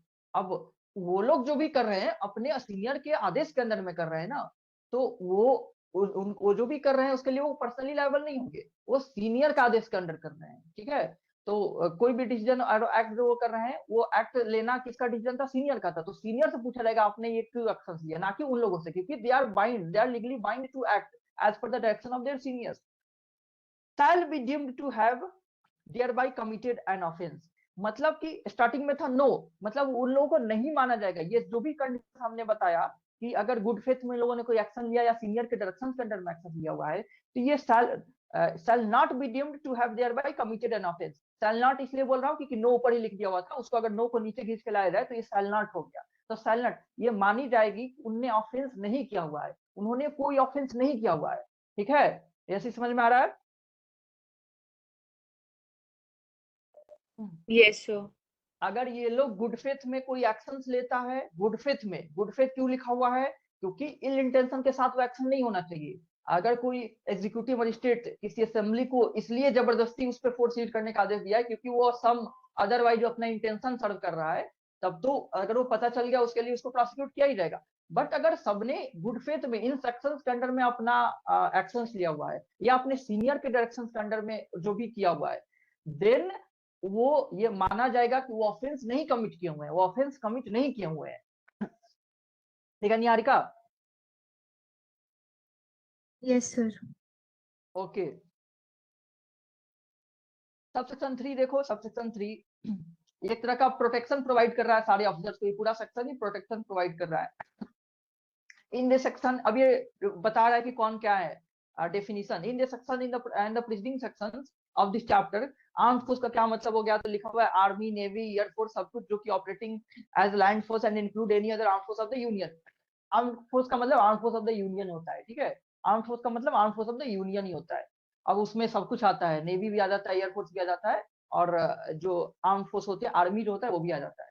ऑफिसर का मतलब लिखा हुआ है कि officer in relation to the armed force means a person commissioned या gazetted or in pay as an officer of the armed force, मतलब वो gazetted है या commissioned है और या वो पेमेंट उसको मिलता है एज ए आर्म फोर्स का मेंबर उसको पेमेंट मिलता है। And includes a junior commission, इसमें जूनियर ऑफिसर भी आ जाएगा, वारंट ऑफिसर भी आ जाएगा, पेटी ऑफिसर आ जाएगा, नॉन कमीशन नॉन गैजेटेड सारे सारे आ जा रहे हैं। मतलब इसको याद वाद नहीं करना, ये नहीं पूछा जाता है, नॉट इंपॉर्टेंट। इस सेक्शन में बस आपको ये याद होना चाहिए कि ये प्रोटेक्शन प्रोवाइड कर रहा है to all these authorities who have taken actions under the respective sections. इनके खिलाफ प्रोसिक्यूशन नहीं होगा, और ये जो कर रहे हैं उसको ऑफेंस नहीं माना जाएगा अगर वो गुड फेथ में किए हुए हैं तो। इतना ही बात आपको याद रखना है, ठीक है रेनू? रेनू समझ में आया बाबू? ओके। 152 देखो, न्यूसेंस पे अब हम लोग आते हैं, न्यूसेंस पे। मेंबर भी था सी में, member in relation to the arm force means a person in the arm force other than an officer. मतलब ऑफिसर को अलग डिफाइन किया है, तो ऑफिसर्स के अलावा सब मेंबर हो गए। सी में मेंबर भी डिफाइन था, ऑफिसर्स के अलावा बाकी सब मेंबर हो गए आर्म फोर्स के। 152 है पब्लिक न्यूसेंस। न्यूसेंस जो होता है वो सिविल रॉन्ग भी होता है कि नहीं होता है? सिविल रॉन्ग होता है कि नहीं होता है? Yes sir. क्या न्यूसेंस एक सिविल रॉन्ग है? ओके। क्या न्यूसेंस एक क्रिमिनल रॉन्ग है? Yes sir. बिल्कुल, न्यूसेंस जो है सिविल रॉन्ग भी है क्रिमिनल रॉन्ग भी है। कई सारे जो चीजें होती हैं वो दोनों होती है, उसमें सिविल रेमेडी भी मिलता है, क्रिमिनल रेमेडी भी मिलता है। जैसे डिफेमेशन ही हो गया, डिफेमेशन सिविल रॉन्ग भी है क्रिमिनल रॉन्ग भी है। आप कंपनसेशन भी क्लेम कर सकते हैं, आप अंडर बीएनएस भी आप जा सकते हैं। टॉर्चुअस रॉन्ग है, तो टॉर्चुअस रॉन्ग कौन सा रॉन्ग होता है? सिविल रॉन्ग ही तो होता है। लॉ ऑफ टॉर्ट में आप न्यूसेंस भी पढ़ेंगे, उसमें आप डिफेमेशन भी पढ़ेंगे, ठीक है? आप पढ़ते हैं अब न्यूसेंस। Nuisance, public nuisance. 152 लिखा हुआ है conditional order for removal of nuisance, ठीक है? न्यूसेंस को रिमूव करने के लिए अभी कंडीशनल ऑर्डर की बात कर रहा है। कंडीशनल ऑर्डर, ये ऑर्डर जो होगा एब्सोल्यूट बाद में होगा, एब्सोल्यूट बाद में होगा।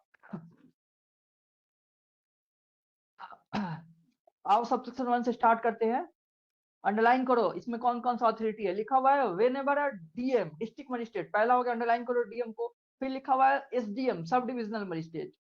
लिखा हुआ है any other EM specially empowered in this behalf by state government. तीसरा हो गया other EM empowered by state government. देता हूं, ऐसा अंडरलाइन कर लो।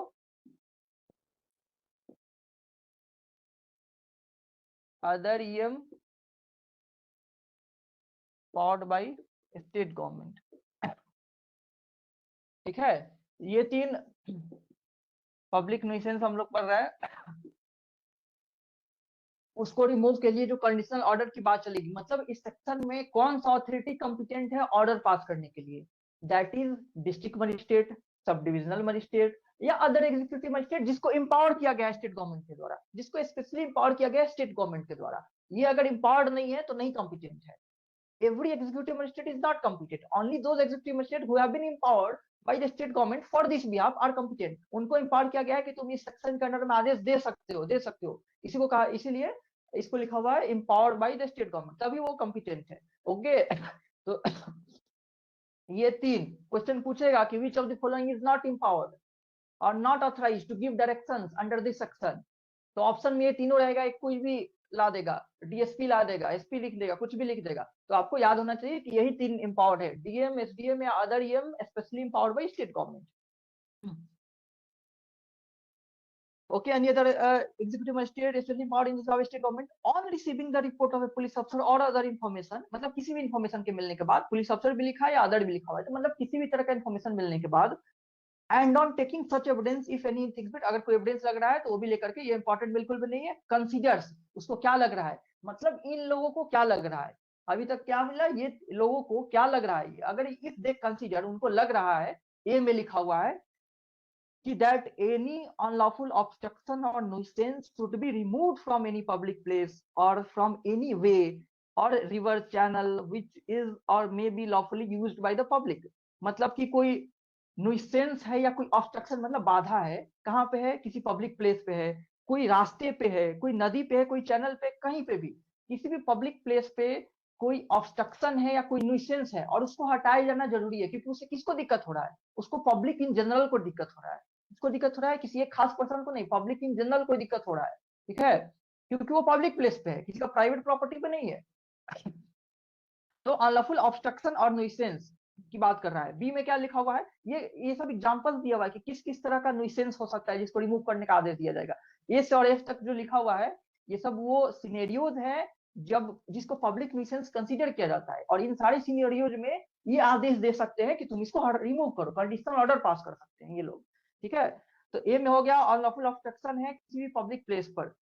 बी में हो गया that the conduct of any trade या ऑक्यूपेशन, कोई ट्रेड है या कोई ऑक्यूपेशन कर रहा है और वो कैसे कर रहा है, और the keeping of any good merchandise, कोई सामान रखे हुए है, इज इंजूरियस टू हेल्थ और public comfort of the community. Underline कर लो, इंजूरियस टू हेल्थ है। पहले वाले में अंडरलाइन कर सकते हो तुम लोग अनलॉफुल ऑब्स्ट्रक्शन और न्यूइसेंस को, कोई ऑब्स्ट्रक्शन या न्यूइसेंस है जो कि अनलॉफुल है, और कहाँ पे, तो कहीं पे भी, किसी भी पब्लिक प्लेस पे। तो पब्लिक प्लेस को भी कर सकते हो क्योंकि बाकी सब भी जो है, कोई रास्ता पब्लिक प्लेस ही होता है, कोई रिवर जो होता है वो पब्लिक के लिए होता है, कोई चैनल है, मतलब ये सारे जो है पब्लिक प्लेस की ही जगह है। दूसरा में क्या अंडरलाइन कर लो, इंजूरियस टू हेल्थ और physical comfort of the community, मतलब कि कोई भी ऐसा ऑक्यूपेशन कोई कर रहा है, कोई ट्रेड कर रहा है, कोई गुड सामान ही रखे हुए है जिससे किसको खतरा है, जिससे किसी को हेल्थ को खतरा है, ठीक है, वो हेल्थ के लिए हजार्डस है, पर्सनल किसी हेल्थ के लिए या किसी के कंफर्ट के लिए वो क्या है, इंजूरियस है, and that in consequence such trade और ऑक्यूपेशन शुड बी प्रोहिबिटेड, और ऐसा लग रहा है कि उसे रोकना चाहिए, ऐसा लग रहा है कि उसे रोकना चाहिए। सी में क्या लिखा हुआ है, that the construction of any building और disposal of any substance as is likely to occasion conflagration और एक्सप्लोजन, मतलब लग रहा है उसे आग लग जाएगा या कुछ एक्सप्लोजन हो जाएगा, मतलब कि कोई बिल्डिंग कंस्ट्रक्ट हो रहा है या कोई सब्सटेंस डिस्पोज हो रहा है, वो इस तरीके से हो रहा है तो उसे आग लगने की संभावनाएं ज्यादा है, उससे कुछ एक्सप्लोजन उसमें हो सकता है। तो एक्सप्लोजन होने का वेट तो नहीं करेगा ना कि एक्सप्लोजन हो जाए तो कुछ करे, तो उसी को रोकने, उसी को पहले ही कैसे रोक दिया जाए, इसलिए ये प्रोविजंस बनाई गई है कि लग रहा है कि यहाँ पे आग लगने की संभावना है, यहाँ पे कुछ ब्लास्ट होने की संभावना है, एक्सप्लोजन होने की संभावना है, शुड बी प्रिवेंटेड, अलग रहा है उसे रोकना चाहिए। that any building, डी में, that any building, tent or structure or any tree is in such a condition, अब कुछ पेड़ है या कोई भी स्ट्रक्चर खड़ा हुआ है, कोई पोल ही है और वो इस कंडीशन में है तो वो गिर जाएगा, that it is likely to fall, underline कर लो, likely to fall से पूरा ये रटना नहीं है, रटना नहीं है,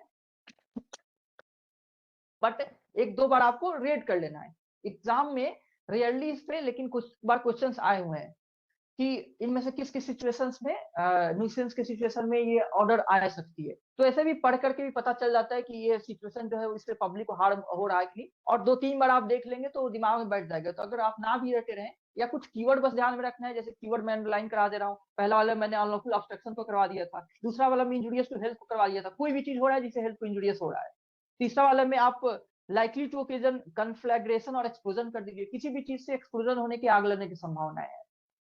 डी वाले में लाइकली टू फॉल को कर दीजिए, मतलब कोई भी चीज है जो गिरने की संभावना में, चाहे वो बिल्डिंग है, स्ट्रक्चर है, पेड़ है, कुछ भी है जो गिरने लग रहा है गिर जाएगा, और गिरेगा तो किसी पर्सन पे भी गिर सकता है ना, और ऐसा लग रहा है कि उसको हटाना जरूरी है, उसको रिपेयर कराना जरूरी है। ई में क्या है, डेट एनी टैंक, यसी समझ में आ रहा है, यसी यस सर। ओके, ये सारे सिचुएशंस है जिसमें एक्शन लेना जरूरी लग रहा है, क्योंकि उससे किसको हानि होने वाला है, उसको पब्लिक में किसी ना किसी को हानि होने वाला है, या तो हो रहा है या होने वाला है, अब आग लगा नहीं है लेकिन लग सकता है कभी भी।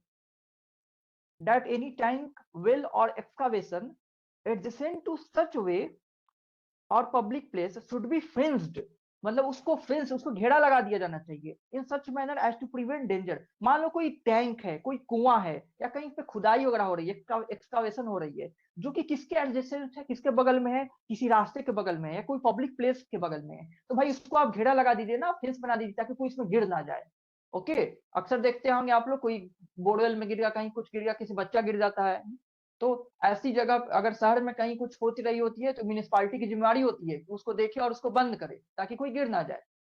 तो ये भी एक जेन्युइन रीजन है, इसमें आप क्या अंडरलाइन कर सकते हैं, वैसे भी ये बहुत छोटा ही है, लेकिन फेंस को अंडरलाइन कर लो, फेंस दिमाग में रहेगा, शुड बी फेंस, कोई ऐसी चीजें है जिसमें फेंसिंग करना जरूरी है, मतलब एक तरह से डिवीजन बनाना जरूरी है ताकि लोग उसमें कुछ गिरे ना, खतरा ना हो, फेंस को अंडरलाइन कर लो।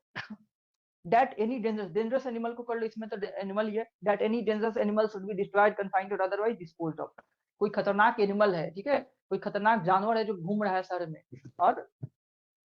और क्या हो रहा है, और लग रहा है कि उससे खतरा हो सकता है, कोई कोई पागल कुत्ता हो चुका है जो घूमे जा रहा है, कोई सांड है जो पागल हो चुका है, घूमे जा रहा है, कोई और भी खतरनाक जानवर है जो घूम रहा है, उससे खतरा हो सकता है, किसी को भी वो अटैक कर सकता है, उसको हटाया जाना जरूरी लग रहा है। ये सारे सिचुएशन थे जिसमें उसको टैकल करना इसलिए जरूरी है क्योंकि उस पब्लिक को हार्म हो सकता है। देन क्या करेगा, लिखा हुआ है सच मजिस्ट्रेट में, सच मजिस्ट्रेट में, कौन सा मजिस्ट्रेट, कौन सा मजिस्ट्रेट, ये वाला जो था डीएम एसडीएम या वो एग्जीक्यूटिव मजिस्ट्रेट जिसको ऑथराइजेशन मिली हुई है, जिसको एम्पावर किया गया है स्टेट गवर्नमेंट के द्वारा, में क्या कर सकता है, make a conditional order, conditional order देगा। सेक्शन का हेडिंग ही था conditional order for the removal of nuisance, nuisance remove के लिए कंडीशनल ऑर्डर का बात किया जा रहा है, वो एब्सोल्यूट अभी नहीं है, ठीक है। तो may make a conditional order requiring the person causing such obstruction, जिस भी पर्सन से वो ऑब्स्ट्रक्शन हो रहा है, जिसका भी वो एनिमल है, जिसने भी वो बिल्डिंग है, जिसने भी वो बाधा लगा रखा है किसी चीज के लिए,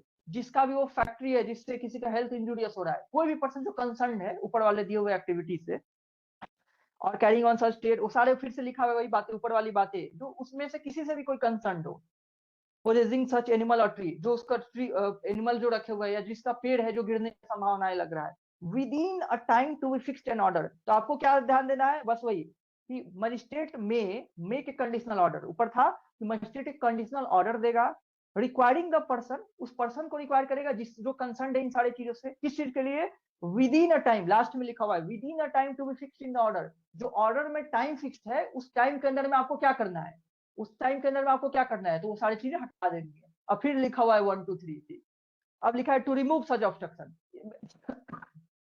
बिल्कुल भी नहीं याद करना है, और ऊपर वाला जो सारे पॉइंट लिखा हुआ था उसी को हटाने का बात किया गया है। मतलब कि जो पर्सन कंसर्न है अब उसको आदेश दिया जा रहा है कि तुम वो सब हटा लो, ठीक है, तुम्हारा वो पोल है जो गिरने का संभावना है, तुम्हारा पेड़ है जो गिरने की संभावना है, उसको कटवा लो, ठीक है, तुम्हारे पास वो एनिमल है जो खतरा बना हुआ है लोगों के लिए, उस एनिमल को हटा दो, ठीक है। तो लिखा हुआ है टू रिमूव सच ऑब्स्ट्रक्शन, जो ऑब्स्ट्रक्शन पहला हमने बात किया था, पहले में ए में था, उसी को हटाने का बात कर रहा है। To desist from carrying on, to remove regulate in such manner, जिस जिस चीज से जो बी में लिखा होता है इंजूरियस टू हेल्थ है, उसको हटाने का बात कर रहा है। 3 में लिखा है टू प्रिवेंट और स्टॉप द कंस्ट्रक्शन ऑफ, जो बिल्डिंग था जिसमें आग लगने वाला है, उस बिल्डिंग को उस चीज को प्रिवेंट करने का बात कर रहा है, जिससे आग लगने की संभावनाएं है या एक्सप्लोजन की संभावना है, उसको प्रिवेंट करने के बाद फिर टू रिमूव रिपेयर और सपोर्ट सच बिल्डिंग, जो गिरने वाला है उसको रिमूव या रिपेयर करने का बात कर रहा है। 5 में फेंस करने की बात कर रहा है, क्योंकि फेंसिंग जरूरी थी ना, तो फेंस करने का बात कर रहा है। 6 में कर रहा है कि अब जो भी डेंजरस एनिमल है उसको डिस्ट्रॉय करने का या कन्फाइन या डिस्पोज करने का बात कर रहा है। इन the manner provided in the said order, जो सेड ऑर्डर में लिखा हुआ है उस मैनर वो काम कर देना है, ठीक है। जल्दी से मैं इसको समराइज कर रहा हूँ अभी तक पोर्शन को। आपको याद करना है सबसे पहले ये वाली बात, रटना बस इसी को है कि ये कौन कौन सा अथॉरिटी है जो कॉम्पिटेंट है। तो अगर डीएम को, एसडीएम को या किसी भी एग्जीक्यूटिव मजिस्ट्रेट जिसको एम्पावर किया गया है, उसको ये लग रहा है कि जो हमने पॉइंट्स पढ़ा उनमें से कोई चीज एग्जिस्ट करती है, मतलब वो चीजें हैं जिससे पब्लिक न्यूसेंस हो रही है, तो वो क्या करेगा, वो एक कंडीशनल ऑर्डर मेक करेगा, कंडीशनल ऑर्डर मेक करेगा, और उसमें लिखा रहेगा कि तुम इतने दिन के अंदर ये ठीक कर दो, तुम इतने दिन के अंदर में, तुम अभी से 15 दिन के अंदर में ये ठीक कर दो, और उस पर्सन को क्या करना पड़ेगा, वही उस 15 दिन के अंदर उसको ठीक कर देना पड़ेगा। कैसे, जो जैसा आदेश मिला है वैसा कर देना है। इतना बात समझ में आया मुस्कान? रेनू, यस्सी, निहारिका, तुम लोग बताओ।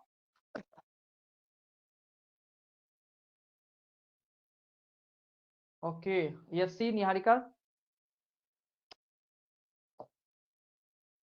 यस, ओके ओके, ठीक है। सर कंडीशनल ऑर्डर मतलब? कंडीशनल ऑर्डर का मतलब है ना कि अभी ऑर्डर तो दे रहे हैं, अभी जांच वांच कुछ ज्यादा हुआ नहीं है, अभी ऑर्डर दे रहे हैं कि तुम इस चीज को फुलफिल करो, फुलफिल करो, और वो बाद में हम देखेंगे, अभी आगे आने वाले सेक्शन से मिलेगा कि वो ऑर्डर को एब्सोल्यूट कर दिया जाता है। मतलब कि अगर वो मान लो कि मेरा पर्सनल प्रॉपर्टी है, उससे किसी को बाधा हो रहा है, वो कंप्लेन किया हुआ है, और डीएम का आदेश आ गया कि तुम इसको हटा दो, मैं क्यों हटाऊंगा, मेरे पर्सनल प्रॉपर्टी पे मेरी चीजें थी।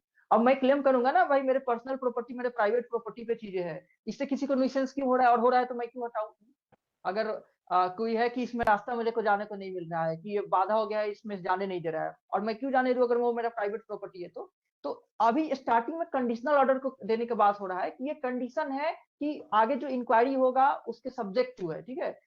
ये एब्सोल्यूट तब होगा जब मान लो कि अगर मैं सच में एक्सेप्ट कर ले रहा हूँ कि हाँ वो मैंने बाधा क्रिएट किया हुआ है, हटा लूँ, तब तो कोई बात ही नहीं, तब तो ऑटोमेटिक वो एब्सोल्यूट बन गया। बट अगर वो सामने वाला पर्सन कंटेस्ट करे, वो क्लेम करने लगे कि नहीं मैं किसी पब्लिक प्रॉपर्टी को मैंने ऑब्स्ट्रक्शन नहीं किया हुआ है, मैं पब्लिक न्यूसेंस ही नहीं फैला रहा हूँ, तो अब क्या होगा, तब इंक्वायरी होगा, वो मजिस्ट्रेट जो है वो इंक्वायरी करेगा और देन उसके बाद रिजल्ट फाइनल कंक्लूड करेगा कि क्या सच में पब्लिक न्यूसेंस फैल रहा है। अगर फैलेगा तो ऑर्डर को क्या कर देगा, एब्सोल्यूट बना देगा, एब्सोल्यूट बना देगा। अगर नहीं होगा तो कंडीशनल ऑर्डर था वो हट गया, मतलब वो एब्सोल्यूट ना बन करके वो वाइड बन जाएगा। इसलिए स्टार्टिंग में उसको कंडीशनल ऑर्डर नाम दिया जा रहा है, क्योंकि वो सब्जेक्टिव है टू समथिंग्स। आगे होने वाले इंक्वायरी के आगे होने वाला जो जिस पर्सन को ऑर्डर दिया जा रहा है उसके तरफ से जो उसको कंटेस्ट किया जाएगा, उसके तरफ से जो बातें आएंगे कि मैं नहीं मानूंगा, मैंने कोई पब्लिक न्यूसेंस नहीं फैलाया हुआ है, उसके भी सब्जेक्टिव है। दैट्स व्हाई इसको कंडीशनल कहा जा रहा है अभी, ठीक है।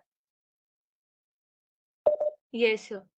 क्योंकि एकदम स्टार्टिंग में ही ऑर्डर आ गया हुआ है कि लग रहा है उसको और ऑर्डर दे दिया हुआ है कंडीशनल ऑर्डर कि इंस्टेंट हो। और ये इंस्टेंट इसलिए दिया गया है क्योंकि चीजें जब तक हो जाए तब तक वेट नहीं करेगा ना, इसलिए इंस्टेंट ऑर्डर का इसमें प्रोविजन बना दिया गया है।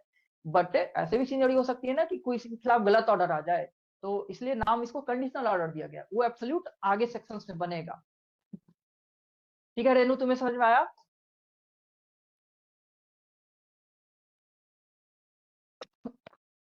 चलो ठीक है।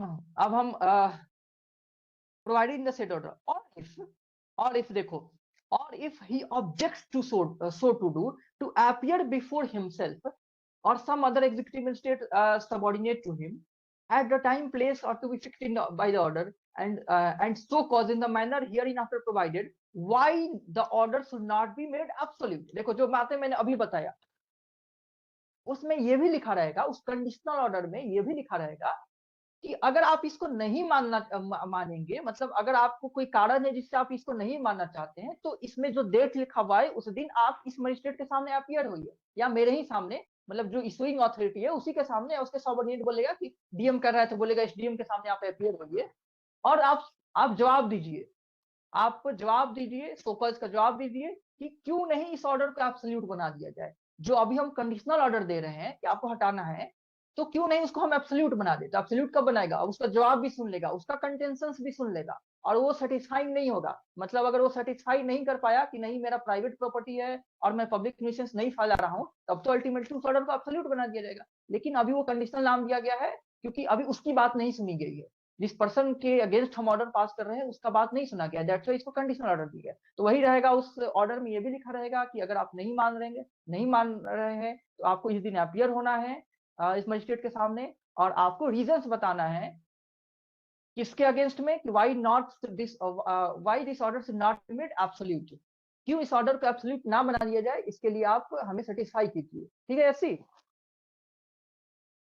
Yes sir. अब तो और क्लियर हुआ ना कि क्यों वो कंडीशनल था, क्योंकि वो बाद में एब्सोल्यूट बनेगा। या तो एब्सोल्यूट बन जाएगा बाद में, या वो जीरो बन जाएगा। वो ऑर्डर को ही क्या कर दिया जाएगा, वाइड डिक्लेयर कर दिया, मतलब उसको सेटिफाइड कर दिया जाएगा। क्योंकि अगर वो ये एस्टैब्लिश नहीं हो पाया कि पब्लिक न्यूसेंस फैल रहा है, तब तो ऑर्डर जो है वो सेटिफाइड कर दिया जाएगा, कंडीशनल ऑर्डर।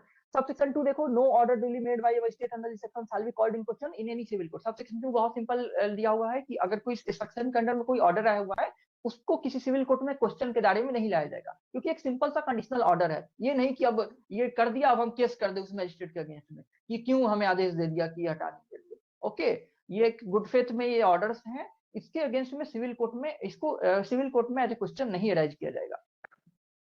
एक्सप्लेनेशन लिखा हुआ है कि public place includes also property belonging to state, camping grounds and grounds left unoccupied for sanitary और रिक्रिएटिव पर्पस। ये बताया हुआ कि पब्लिक प्लेस में ये सभी आ जाएंगे, ये सभी आ जाएंगे, वो जो स्टेट को बिलोंग कर रहे हैं या जो लेफ्ट हो गए अनऑक्युपाइड है सैनिटरी पर्पस के लिए, रिक्रिएटिव पर्पस के लिए, वो सब पब्लिक प्लेस में ही आते हैं, सब पब्लिक प्लेस में आते हैं। अब आओ 153 है सर्विस और नोटिफिकेशन ऑफ ऑर्डर। मुस्कान 152 समझ में आया तुम्हें? मुस्कान ठीक है। ओके तो 153 देखो, सर्विस और नोटिफिकेशन ऑफ ऑर्डर। जो ऑर्डर अभी हुआ उसी का सर्विस का बात कर रहा है। द ऑर्डर शैल, कौन सा ऑर्डर? जो 152 में ऑर्डर कौन सा ऑर्डर है वो? कंडीशनल ऑर्डर का बात कर रहा है। उस कंडीशनल ऑर्डर को कैसे सर्विस किया जाए, कैसे पहुंचाया जाएगा। तो द ऑर्डर को आप द कंडीशनल ऑर्डर भी रेट कर सकते हैं। The conditional order shall if practicable, क्योंकि अभी तक वो एब्सोल्यूट नहीं बना हुआ है, if practicable be served on the person against whom it is made in the manner here provided for the service of summon। Underline करो सर्विस ऑफ समन के लिए किस तरह से सर्विस किया जाएगा उसको, सर्विस ऑफ समन। जैसे समन सर्व किया जाएगा वैसे ही ऑर्डर सर्व किया जाएगा। किस पर्सन को? जिसके खिलाफ हम इशू किए हुए हैं।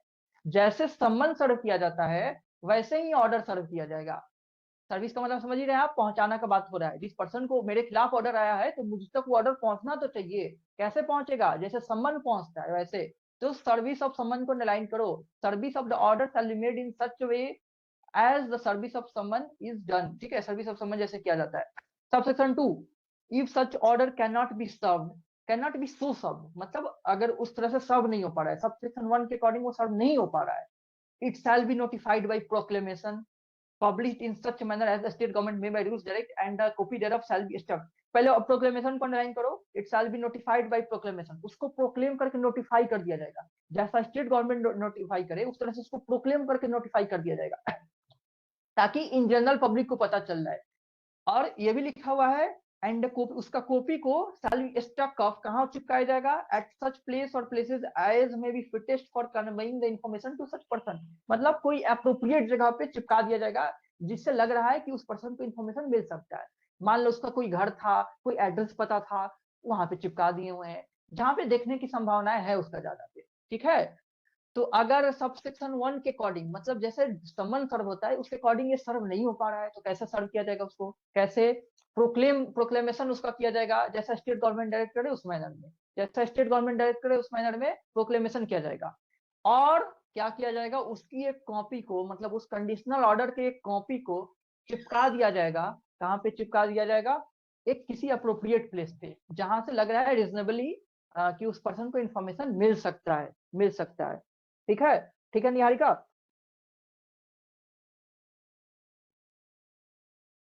Yes, sir. ओके,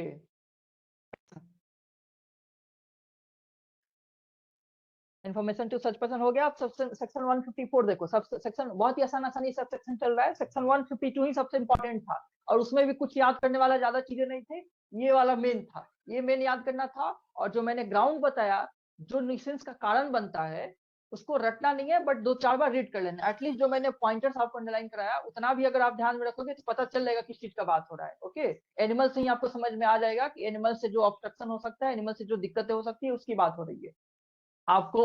ठीक है, फेंस से याद आ जाएगा कि फेंसिंग करने का बात हो रहा है। कोई भी चीज जहां पे किसी का गिरने का खतरा है, कुछ होने का खतरा है, उसको फेंस करने का बात हो रहा है। तो वो भी आप ऑप्शन से पकड़ लोगे।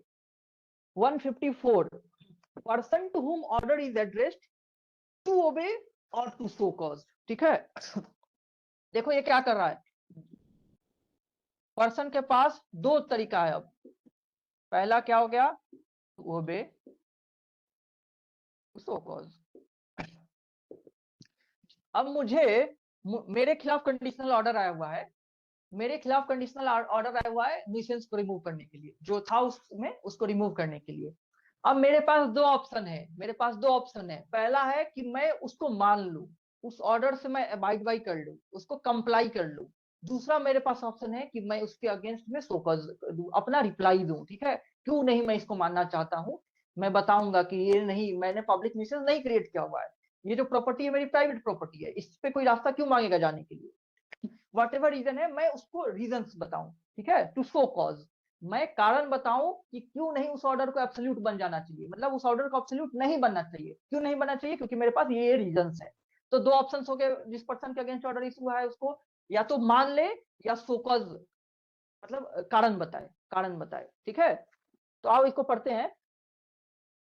The person against whom such order is made shall word को अंडरलाइन करो, मतलब कंपल्सरी इन दोनों में काम तो करना ही है। इन दोनों में अगर कोई कुछ भी ना करे तब क्या होगा? अगर इन दोनों में से भी कुछ ना करे, ना वो माने ना वो रिप्लाई करे, तो भाई उस ऑर्डर को एब्सोल्यूट बना दिया जाएगा और जबरदस्ती मनवा दिया जाएगा। ठीक है, अगर इन दोनों में से कुछ ना किया जाए तो उस ऑर्डर को ऑटोमेटिकली एब्सोल्यूट बना के जबरदस्ती उसको मनवा दिया जाएगा। अभी तक जबरदस्ती नहीं हो रहा है, अभी तक कहा गया था कंडीशनल ऑर्डर से तुम मान लो, और नहीं मानना चाहते हो तो रिप्लाई दो कि क्यों नहीं इसको एब्सोल्यूट बना दिया जाए। अब मेरे पास भी दो ऑप्शन हो गया कि मैं मान लूं या सच में रिप्लाई दूं। और इन दोनों में से भी कुछ नहीं करूंगा तो उस ऑर्डर को एब्सोल्यूट बना करके जबरदस्ती उसको इन्फोर्स करा दिया जाएगा। ठीक है, अब देखो स्टाइल मतलब कंपल्सरी क्या करना है, ये में लिखा हुआ है perform within the time and in the manner specified in the order the act directed thereby, मतलब जो उसमें डायरेक्शंस दिए गए हैं उसको टाइम बाउंड के अंदर मान लिया जाए, उसी को मैंने लिखा है टू ओबे, जो भी डायरेक्शंस दिया हुआ है उसको मान लेना है। ये ए में। बी में लिखा हुआ है appear in accordance with such order and so cause against the same, मतलब कि जब बुलाया गया है मुझे, जब बुलाया गया है कि मजिस्ट्रेट के सामने अपीयर होना, उस समय अपीयर होकर के मैं कारण बताऊंगा, मैं अपना रीजंस बताऊंगा कि क्यों नहीं मैं मान रहा हूँ। एंड सच अपीयरेंस और हियरिंग में be permitted through audio video electronic conferencing, ये तो पूरे बीएनएसएस में हर चीज को कर दिया गया है कि सारे चीज को ऑडियो वीडियो इलेक्ट्रॉनिक कॉन्फ्रेंसिंग से भी ये की जा सकती है इसमें। ठीक है, तो दूसरा ऑप्शन हो गया कि मैं अपीयर हूँ और कारण बताऊं कि क्यों नहीं मैं मानना चाहता हूँ इसको। ओके, ये दो ऑप्शन है उस पर्सन के पास जिसके अगेंस्ट में कंडीशनल ऑर्डर इशू हुआ है। यसी अग्रवाल समझ में आया ये बात? Yes, sir. हाँ, that person has to compulsorily do either of these things, either of these things। ठीक है, अब आ जाओ 155 आ जाओ, penalty for failure to comply with 154। 154 से कंप्लाई नहीं करें तो आपको क्या पेनाल्टी देनी पड़ेगा? 154 क्या था, ये दोनों में से काम करना है, मतलब दोनों में से कुछ नहीं किया तब क्या होगा जो मैंने ऑलरेडी बता दिया आपको, if the person against whom an order is made under 154 does not perform such act or appear to so cause, ना ही वो परफॉर्म कर रहा है और ना ही वो अपीयर हो रहा है सो कॉज के लिए, मतलब कारण बताने के लिए, he shall be liable to the penalty specified in that behalf in section 223 of BNS। Public servant कोई ऑर्डर देता है, मतलब एक वैलिड ऑर्डर दिया, ड्यूली ऑर्डर किया और उसको कोई नहीं मानता है, ये एक ऑफेंस है। ठीक है, एक ऑफेंस है। not complying with an order which has been duly promulgated by the public servant, it's an offense under the BNS। तो वही लिख रहा है 223 के अकॉर्डिंग उसको पनिश किया जाएगा, मतलब पेनाल्टी देना पड़ेगा। And the order had been made absolute, उसके साथ क्या क्या होगा, दो चीज हो गया नहीं मानने पे, एक तो हो गया ऑर्डर को एब्सोल्यूट बना दिया जाएगा, उसके बाद नहीं मानने के लिए आपको पेनाल्टी भी देनी पड़ेगी जो 223 के अकॉर्डिंग है, क्योंकि आपने एक डायरेक्शन था उसको नहीं अवॉइड बाय किया, पब्लिक सर्वेंट ने एक रीजनेबल डायरेक्शन दिया था आपको, लीगल डायरेक्शंस दिया था जिसको आपने अवॉइड बाय नहीं किया, तो 223 के अंदर का जो पेनाल्टी है वो भी देना पड़ेगा। एंड लिखा हुआ है टुगेदर विथ क्या होगा, उस ऑर्डर को एब्सोल्यूट बना दिया जाएगा, और एब्सोल्यूट बन गया तब तो इन्फोर्स होगा ना, एब्सोल्यूट हो गया यानी कंफर्म हो गया कि वो हटना ही हटना है। ठीक है, ठीक है मुस्कान?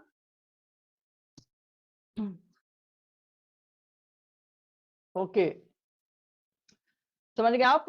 दो चीज हो गई 223 और ऑर्डर को एब्सोल्यूट बना दिया गया। 156 देखो, 156 procedure when when existence of public right is denied।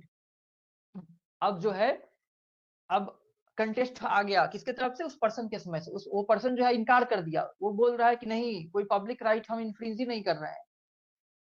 Procedure when existence of public right is denied, जो पर्सन है वो क्या रिप्लाई कर रहा है कि कोई पब्लिक राइट ही नहीं है, पब्लिक राइट का एग्जिस्टेंस कोई डिनाई कर दे रहा है, यानी कि अब वो सोकॉज अपना कारण बता रहा है, इसी को एक्सप्लेन किया गया है, अब कारण बता रहा है, अब कारण बताएगा, उसको डील किया है 156 में, लिखा है where an order is made under 152 for the purpose of preventing obstruction, ये सब कुछ, द मजिस्ट्रेट शैल, ऑर्डर हुआ है तो मजिस्ट्रेट क्या करेगा, the magistrate shell on the appearance before him of the person, अगर वो अपीयर हो गया, दो ऑप्शन था ना उसके पास, एक मान लेना था या दूसरा अपीयर होकर कारण बताना था, अब वो अपीयर हुआ है कारण बताने, अब वो पर्सन अपीयर हुआ है कारण बताने के लिए, तो वो अपीयर होने के बाद क्या करेगा, क्वेश्चन हिम, उससे मजिस्ट्रेट क्वेश्चन पूछेगा as to whether he denies the existence of any public right, कि क्या आप किसी पब्लिक राइट की एग्जिस्टेंस को डिनाई करते हैं, कि आप नहीं मान रहे हैं कि वहां पे पब्लिक राइट है, क्योंकि पब्लिक राइट को अगर आप एक्सेप्ट कर रहे हैं तब तो पब्लिक का राइट हो गया ना, यानी कि आप ऑब्स्ट्रक्शन कॉज कर रहे हैं।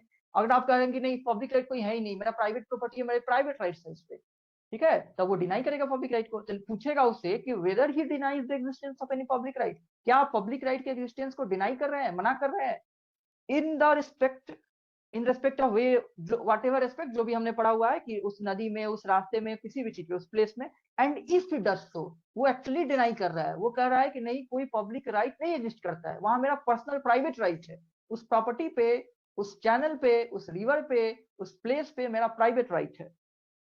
द मजिस्ट्रेट शैल, उसके बाद मजिस्ट्रेट क्या करेगा, shall before proceeding under 157 inquiry into the matter, magistrate inquiry करेगा, जैसे मैंने थोड़ी देर पहले ही बताया था।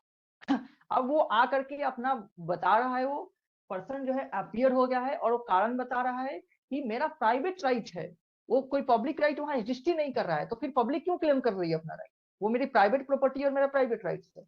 उस सिचुएशन में मजिस्ट्रेट इंक्वायरी करेगा। क्या के लिए इंक्वायरी करेगा? यही पता लगाने के लिए कि क्या सच में पब्लिक राइट है या प्राइवेट राइट है। ठीक है निहारिका? Yes sir. ओके, तो मजिस्ट्रेट उसके बाद क्या करेगा? इंक्वायरी करेगा। सबसेक्शन 2 लिखा हुआ है, if in such inquiry the magistrate finds that. अब वो इंक्वायरी से मजिस्ट्रेट क्या फाइंड करता है? There is any reliable evidence in support of such denial, यानी कि ये जो डिनाई कर रहा है कि पब्लिक राइट नहीं है, ये सच में इसके सपोर्ट में अच्छे अच्छे एविडेंसेस हैं। मतलब इस डिनाइल, ये बेस डिनाइल नहीं कर रहा है, ये his denial has some basis. वो जो डिनाइल हो रहा है उसको सपोर्ट करने के लिए एविडेंस भी है। स्टे द प्रोसीडिंग, अब इस प्रोसीडिंग को स्टे कर देगा until the matter of the existence of such right has been decided by a competent court. अगर कब तक के लिए स्टे कर देगा? जब तक कॉम्पिटेंट कोर्ट उस मैटर को डिसाइड ना कर दे। अगर वो डिस्प्यूटेड मैटर है या डिस्प्यूट लग रहा है, वो लग रहा है कि हाँ उसके क्लेम में कुछ वजन है, तो जब तक कि उस कॉम्पिटेंट कोर्ट जो है उस पे राइट डिसाइड ना कर दे, क्योंकि अब मान लो जमीन ही है, कोई कह रहा है कि नहीं ये मेरा जमीन है, अब ये मजिस्ट्रेट तो नहीं डिसाइड करेगा ना कि तुम्हारा जमीन, ये तो अब सिविल मैटर बन गया ना, केस हो गया। ये तो केस का मैटर बन गया कि किसी कोई जमीन का ऑनरशिप किसके पास है, पब्लिक प्रॉपर्टी या प्राइवेट प्रॉपर्टी है, प्राइवेट ऑनरशिप है कि नहीं, ये तो कोर्ट ही डिसाइड करेगा ना। कैजुअली तो डिसाइड होती नहीं है कि मजिस्ट्रेट डिसाइड करे, एग्जीक्यूटिव मजिस्ट्रेट डिसाइड करे। तो जब तक कि कोई कंपिटेंट मजिस्ट्रेट ना उसको डिसाइड कर दे, तब तक के लिए वो प्रोसीडिंग को स्टे लगा देगा, stay. And if he find that there is no such evidence, अगर उसको लगता है कि ऐसा कोई एविडेंस नहीं है, he shall proceed as laid down in 157। तो 157 जो अगला सेक्शन है उसके अकॉर्डिंग वो प्रोसीड करेगा। तो दो ऑप्शन हो गया मजिस्ट्रेट के साथ।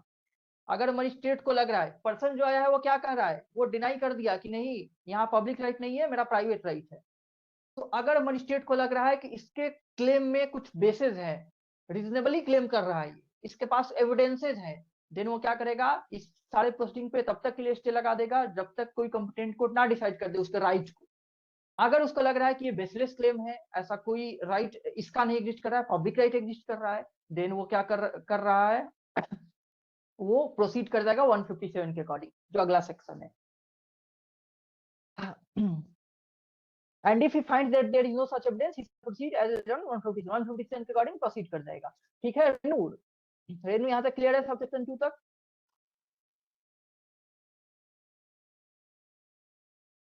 Okay, subsection 3, a person who has on being questioned by the magistrate under subsection 1 failed to deny the existence of a public right of the nature therein referred to, or who having made such denial has failed to adduce reliable evidence in support thereof, shall not in the subsequent proceeding be permitted to make any such denial। बहुत ही simple बात लिखा हुआ है। अभी थोड़ी देर पहले हमने बताया था सबसेक्शन 2 में क्या, कि उससे पूछेगा मजिस्ट्रेट कि क्या तुम पब्लिक राइट के एग्जिस्टेंस को डिनाई कर रहे हो, क्या क्या तुम नहीं मान रहे हो कि इसमें पब्लिक राइट है? अगर वो मान लो कि वो नहीं डिनाई कर रहा है, कुछ बोल ही नहीं रहा है, नहीं डिनाई कर रहा है, तब तो मान लिया गया कि वो मान लिया कि पब्लिक राइट है। या डिनाई कर रहा है लेकिन सपोर्ट में कुछ एविडेंस नहीं दे पा रहा है, बोल रहा है कि नहीं मेरा प्राइवेट प्रॉपर्टी है, लेकिन उसके पास कुछ एविडेंस नहीं है शो करने के लिए कि उसका प्राइवेट प्रॉपर्टी है। इन सच केस क्या होगा? क्या मानेगा मजिस्ट्रेट की ये झूठ बोल रहा है, या तो बोल ही नहीं रहा है या झूठ बोल रहा है। इन सच केस मजिस्ट्रेट जो है वो मानेगा कि इसमें पब्लिक का राइट है, और उसके बाद में उसको मौका नहीं दिया जाएगा, उस पर्सन को बाद में मौका नहीं दिया जाएगा इस डिनाइल के लिए या वो एविडेंस देने के लिए, क्योंकि अभी तुमसे पूछा जा रहा है कि पब्लिक राइट है, क्या इसे डिनाई कर रहे हो तुम, तो तुम डिनाई करके उसके लिए एविडेंस दो, और अभी नहीं करके बाद में तुम फिर बोलोगे जब ऑर्डर को एब्सोल्यूट बनाया जाएगा कि नहीं नहीं मेरा प्राइवेट वो प्रॉपर्टी है, मेरी प्राइवेट राइट है। तो अगर वो अभी नहीं कर पा रहा है या अभी एविडेंस नहीं दे पा रहा है, देन उसको बाद में भी ये नहीं करने दिया जाएगा। यही बात लिखा हुआ है सबसेक्शन 3 में। सबसेक्शन 3 में shall not in the subsequent proceeding be permitted to make any such denial। आगे जो भी प्रोसीडिंग्स होंगे उसमें ऐसा डिनाइल इसको नहीं करने दिया जाएगा। क्यों? क्योंकि अभी वो नहीं कर रहा है, अभी पूछा जा रहा है ना कि डिनाई करना चाहते हो क्या तुम, तो वो नहीं करेगा तो बाद में भी नहीं करने दिया जाएगा। 157 देखो, procedure when persons against whom order is made under section 152 appears to so cause। अब वो अपीयर होके शोकज किया हुआ है तो उसका क्या प्रोसीजर फॉलो किया जाएगा, किस तरह का प्रोसीजर फॉलो किया जाएगा, मतलब कैसा उसका वो क्या पूरा प्रोसीडिंग कैसे चलेगी वो। लिखा हुआ है कि if any person against whom an order under section, कितना टाइम हो रहा है 6:47 ना, हम लोग 7 बजे तक कंटिन्यू करते हैं, 7 बजे हम लोग ओवर कर देंगे, ठीक है। if the person against whom an order under section 152 is made appears and so का जो appear होकर अपना कारण बताया है against the order, the magistrate shall take evidence in the matter as in summon case, underline करो as in summon case, as in summon case बहुत important हो गया, बहुत इंपॉर्टेंट। किस तरह से लिया जाएगा ये सारे जो एविडेंसेस है, किस तरह से लिए जाएंगे, किस तरह से लिए जाएंगे, सम्मन केस की तरह, सम्मन केस की तरह। हमने ट्रायल पढ़ा हुआ है, 4 तरह का trial, session trial, warrant trial, summon trial और summary trial.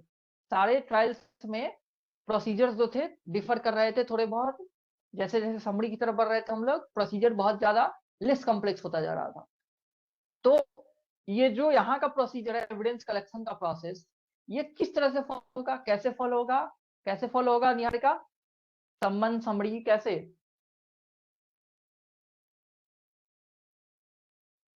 Sir as summons case. Summon case के, तो ये बात याद रखना है, बहुत इंपॉर्टेंट हो गया। ये इस तरह के क्वेश्चन एग्जाम में पूछे जाते हैं, प्रीलिम्स के में पूछे जाते हैं। अंडरलाइन करो एज इन सम्मन केसेस, एज इन सम्मन cases. Subsection 2, if the magistrate is satisfied that the order either as originally made or subject to such modifications as is condition necessary is reasonable and proper, the order shall be made absolute without modification or as the case may be with such modification। अब जो है सुन लिया है ना उसकी बात को, ये जो आयत से अपना कारण बताया उसकी बात को सुन लिया है। सुनने के बाद अगर लग रहा है मजिस्ट्रेट को कि जो मैंने ऑर्डर दिया हुआ है, कौन सा order? Conditional order, conditional order, ठीक है, जो पहले ही सेक्शन में कंडीशनल ऑर्डर का बात हुआ था, वो ऑर्डर जो है उसको लग रहा है कि जस्टिफाइड है, वो वैलिड है, कि सच में वो ऑर्डर होनी चाहिए, या उसको लग रहा है उसमें कुछ मॉडिफिकेशंस करना चाहिए, जैसा भी वो लग रहा है वैसा कर देगा। अगर उसको लग रहा है वो ऑर्डर बिल्कुल सही है तो वही ऑर्डर को एब्सोल्यूट बना देगा। अगर उसको लग रहा है कि उसमें थोड़ा बहुत चेंजेस की जरूरत है तो उसको चेंज करके उसको एब्सोल्यूट बना देगा, ठीक है। अब उस ऑर्डर को क्या बना दिया जा रहा है? एब्सोल्यूट बना दिया जा रहा है, विथ चेंजेस और विदाउट चेंजेस, जैसा भी मजिस्ट्रेट को लग रहा है। ओके, तो अंडरलाइन कर लो, the order shall be made absolute को। अगर रीजनेबल प्रॉपर लग रहा है तो ऑर्डर को एब्सोल्यूट बना दिया जाएगा। सेक्शन 157 के सबसेक्शन 2 के अकॉर्डिंग कंडीशनल ऑर्डर को एब्सोल्यूट बना दिया जाएगा अगर कंडीशनल ऑर्डर रीजनेबल लग रहा है, जस्टिफाइड लग रहा है। कब? उस पर्सन का एविडेंस लेने के बाद। और एविडेंस कैसे लिया जाएगा? जैसा कि सम्मन केस में लिया जाता है, जैसा कि सम्मन केस में लिया जाता है। Subsection 3, if the magistrate is not so satisfied, मतलब मजिस्ट्रेट को लग रहा है कि नहीं वो ऑर्डर सही नहीं है, ऑर्डर वो सही नहीं था, जो कंडीशनल ऑर्डर था वो सही नहीं था, no further proceeding shall be taken in the case, उसका कोई फर्दर प्रोसीडिंग नहीं होगी, मतलब खत्म हो गया, प्रोसीडिंग खत्म हो गया।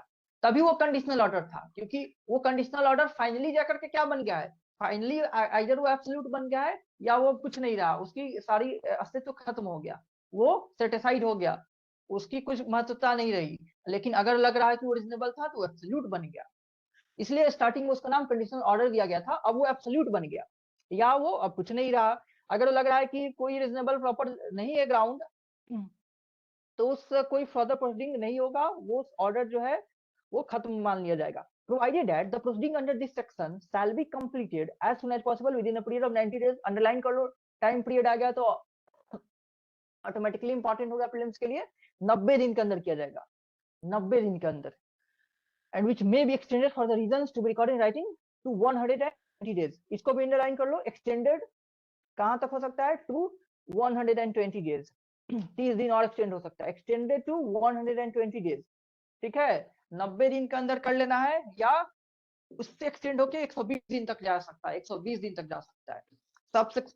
सबसेक्शन 3 का प्रोवाइजो जो है उसमें टाइम लिमिट है, दैट्स व्हाई इंपॉर्टेंट हो गया। 90 डेज एंड 120 डेज तक एक्सटेंड किया जा सकता है प्रोसीडिंग।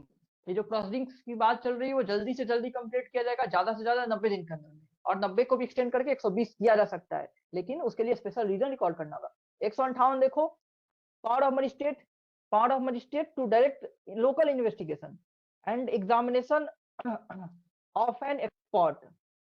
बहुत ही आसान है, हेडिंग ही काफी है इसका, ठीक है, हेडिंग ही काफी है इसका, बस हेडिंग ही रखना होता है। Power of magistrate to direct local investigation, उस मजिस्ट्रेट के पास क्या क्या पावर है कि लोकल इन्वेस्टिगेशन भी डायरेक्ट कर सकता है, एंड एग्जामिनेशन एक्सपर्ट को एग्जामिन कर सकता है। क्या करने के लिए? अभी जो पढ़े उसी को पता लगाने के लिए। हमने पढ़ा ना कि इंक्वायरी करेगा, वो इंक्वायरी करेगा, वो करते समय उसको लग रहा है किसी एक्सपर्ट को एग्जामिन करना है तो कर लेगा, उसको करते समय लग रहा है कि कोई इन्वेस्टिगेशन करने की जरूरत है तो वो करवा देगा लोकल इन्वेस्टिगेशन। और देखते हैं, the magistrate may for the purpose of an inquiry under section 156 157 जो हमने इंक्वायरी पढ़ा कि पीछे इंक्वायरी करवाएगा मजिस्ट्रेट, उसमें अगर उसको लग रहा है direct local investigation to be made by such person as he thinks fit, कि इन्वेस्टिगेशन की जरूरत है तो लोकल इन्वेस्टिगेशन डायरेक्ट कर सकता है। तो ये हेडिंग में भी था, लोकल इन्वेस्टिगेशन डायरेक्ट कर सकता है। बी में लिखा है someone and examine spot, examine को बुला करके उसको समन करके उसको एग्जामिन कर सकता है एक्सपर्ट को। ठीक है, तो इसके कंटेंट में कोई नया बात नहीं लिखा हुआ है, इसका हेडिंग याद कर लेना होता है कि पावर ऑफ मजिस्ट्रेट का पावर है कि लोकल इन्वेस्टिगेशन डायरेक्ट कर सकता है या एक्सपर्ट को एग्जामिन कर सकता है, एक्सपर्ट को एग्जामिन कर सकता है। 158 था। 159 देखो, power of magistrate to furnish written instructions, ये भी हेडिंग से इसका भी सफिशिएंट है कि रिटन इंस्ट्रक्शंस दे सकता है, जिसको भेज रहा है कि एग्जामिन करना उसको रिटन इंस्ट्रक्शंस देगा कि तुम ऐसे ऐसे करना, ये फॉलो करना।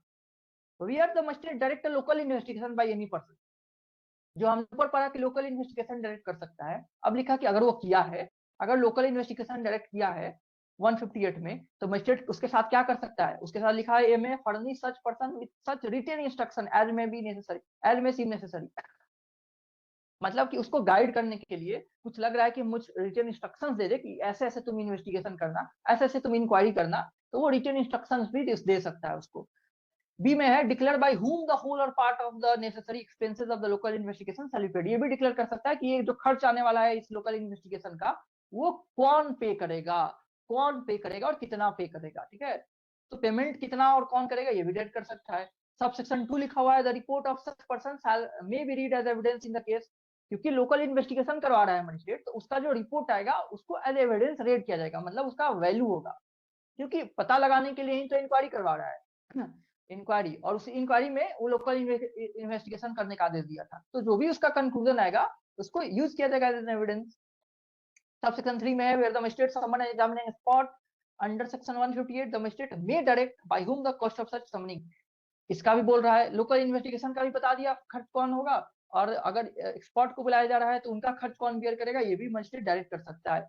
तो 159 का भी हेडिंग से ही सारी चीज क्लियर हो जाती है कि रिटन इंस्ट्रक्शंस दे सकता है, जो लोकल इन्वेस्टिगेशन कर रहा है उसको रिटन इंस्ट्रक्शंस दे सकता है कि तुमको ऐसे ऐसे करना है, ऐसे ऐसे लोकल इन्वेस्टिगेशन करना है, और ये जो भी करने का खर्च है लोकल इन्वेस्टिगेशन का या एक्सपर्ट का एग्जामिनेशन का, वो मजिस्ट्रेट ही डिसाइड करेगा कि कौन देगा और कितना देगा, कौन देगा और कितना देगा। ठीक है मुस्कान, सुन रही हो मुस्कान?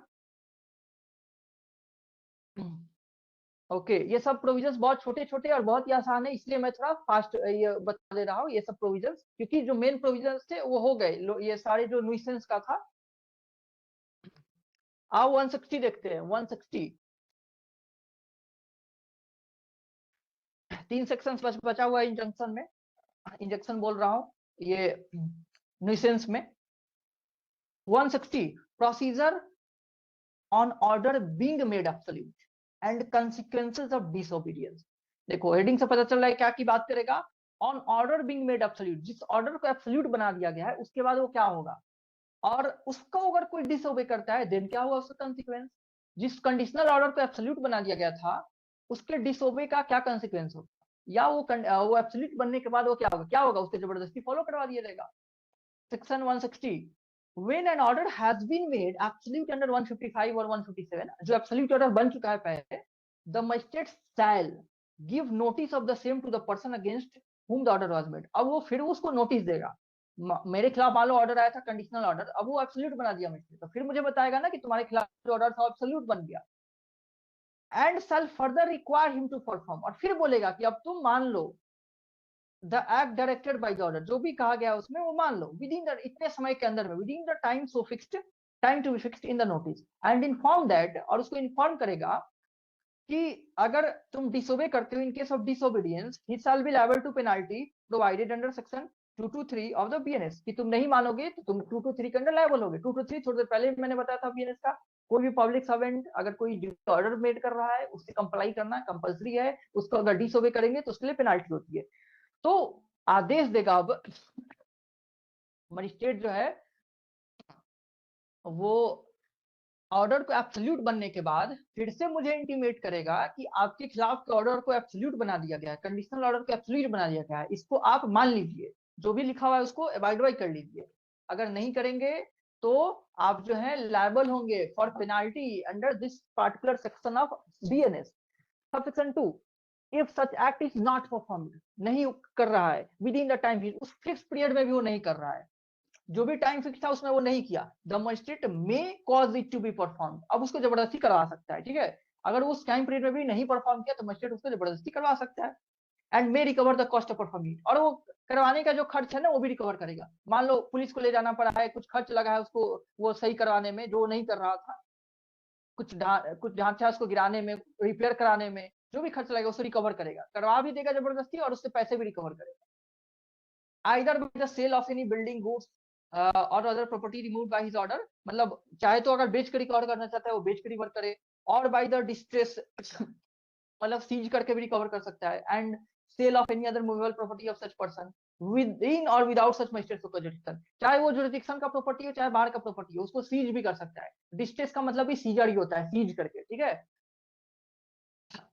if such property, such other properties without such jurisdiction, the order shall authorize its attachment and sale when endorsed by the magistrate within whose local jurisdiction the property to be attached is found।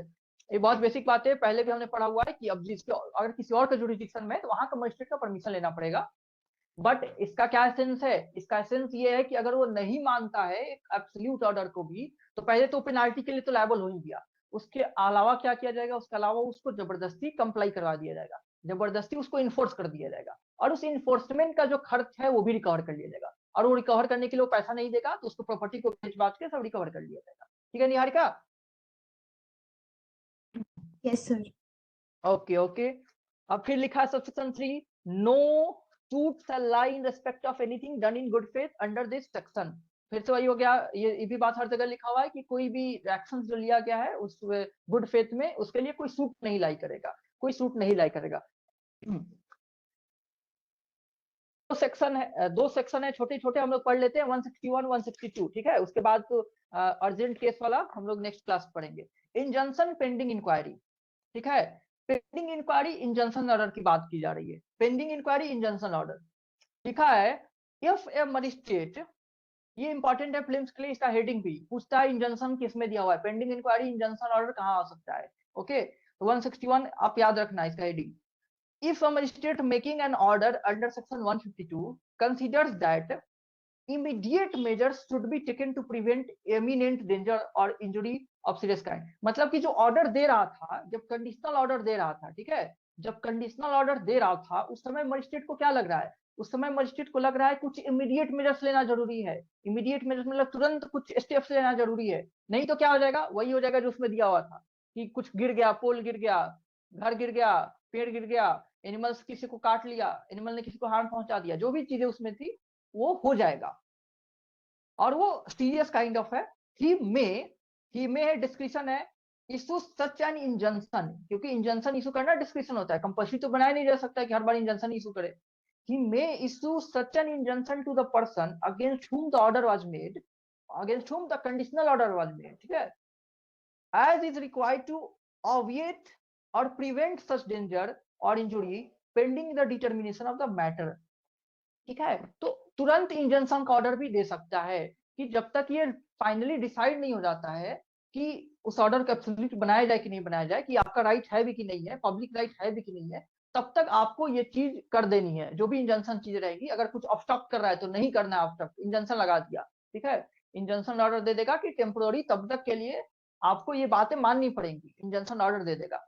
अभी conditional order दिया था कि तुम मानो या appear के जवाब दो, उसके साथ इंजंक्शन भी लगा देगा कि तुमको अभी माननी ही पड़ेगी पेंडिंग दैट इंक्वायरी, जब तक वो रिजल्ट नहीं आता, फाइनल रिजल्ट आएगा तब तो एब्सोल्यूट बना ही दिया जाएगा, लेकिन वो सब तो बाद की बात है, अभी भी इंजंक्शन लगा देगा।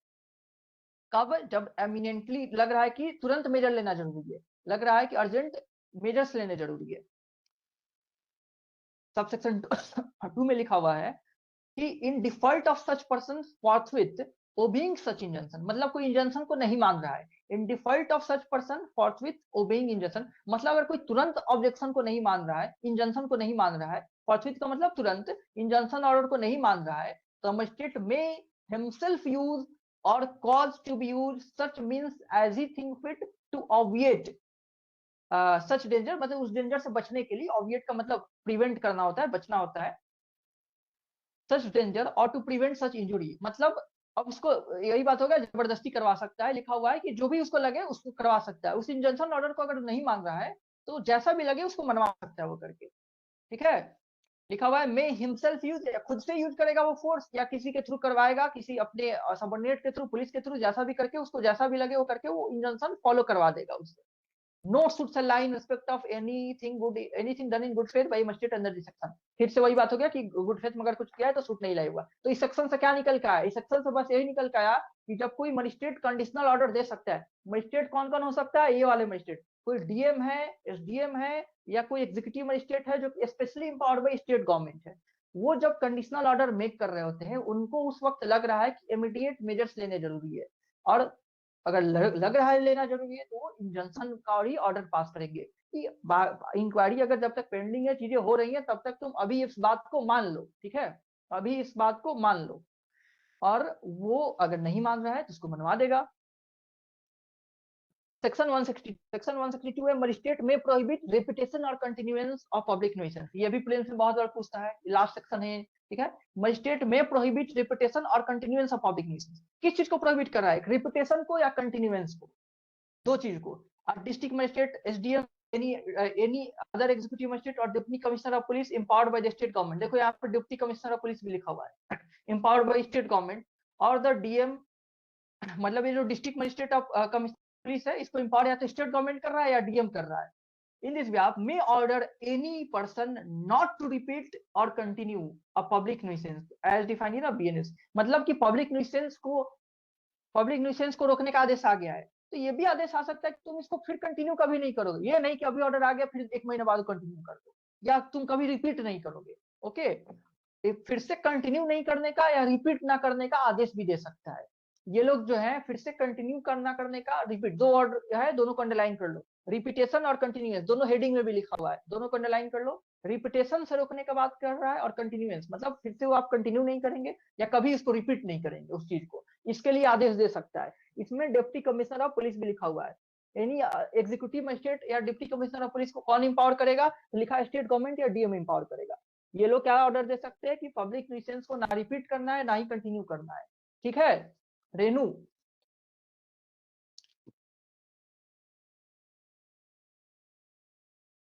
मुस्कान, यशी, निहारिका, बताओ कोई डाउट है तो अब तुम लोग पूछो। अभी तक जो भी सेक्शंस हुए उसमें कोई भी डाउट है पूछो। ये जो अर्जेंट केसेस ऑफ न्यूइसेंस और एप्रीहेंडेड डेंजर है ये हम लोग नेक्स्ट क्लास में देखेंगे, मतलब कल देखेंगे, ठीक है। अर्जेंट केसेस वाला कल देखेंगे। यशी, कोई प्रोविजन या कोई सबसेक्शन, कोई वर्ड जिसमें कोई दिक्कत आई हो तो पूछो, या रेड करके आना, नेक्स्ट क्लास में पूछना अगर अभी नहीं आया हो तो, ठीक है। Yeshi, yes sir. याद कर रही हो टेस्ट के लिए? Yes sir. ओके, ये दी हो, सीटी वाला लास्ट टेस्ट दी हो? हाँ सर, ये लास्ट वाला दिया था। हाँ, तुमने लास्ट वाला अभी कल वाला मतलब दी हो ना?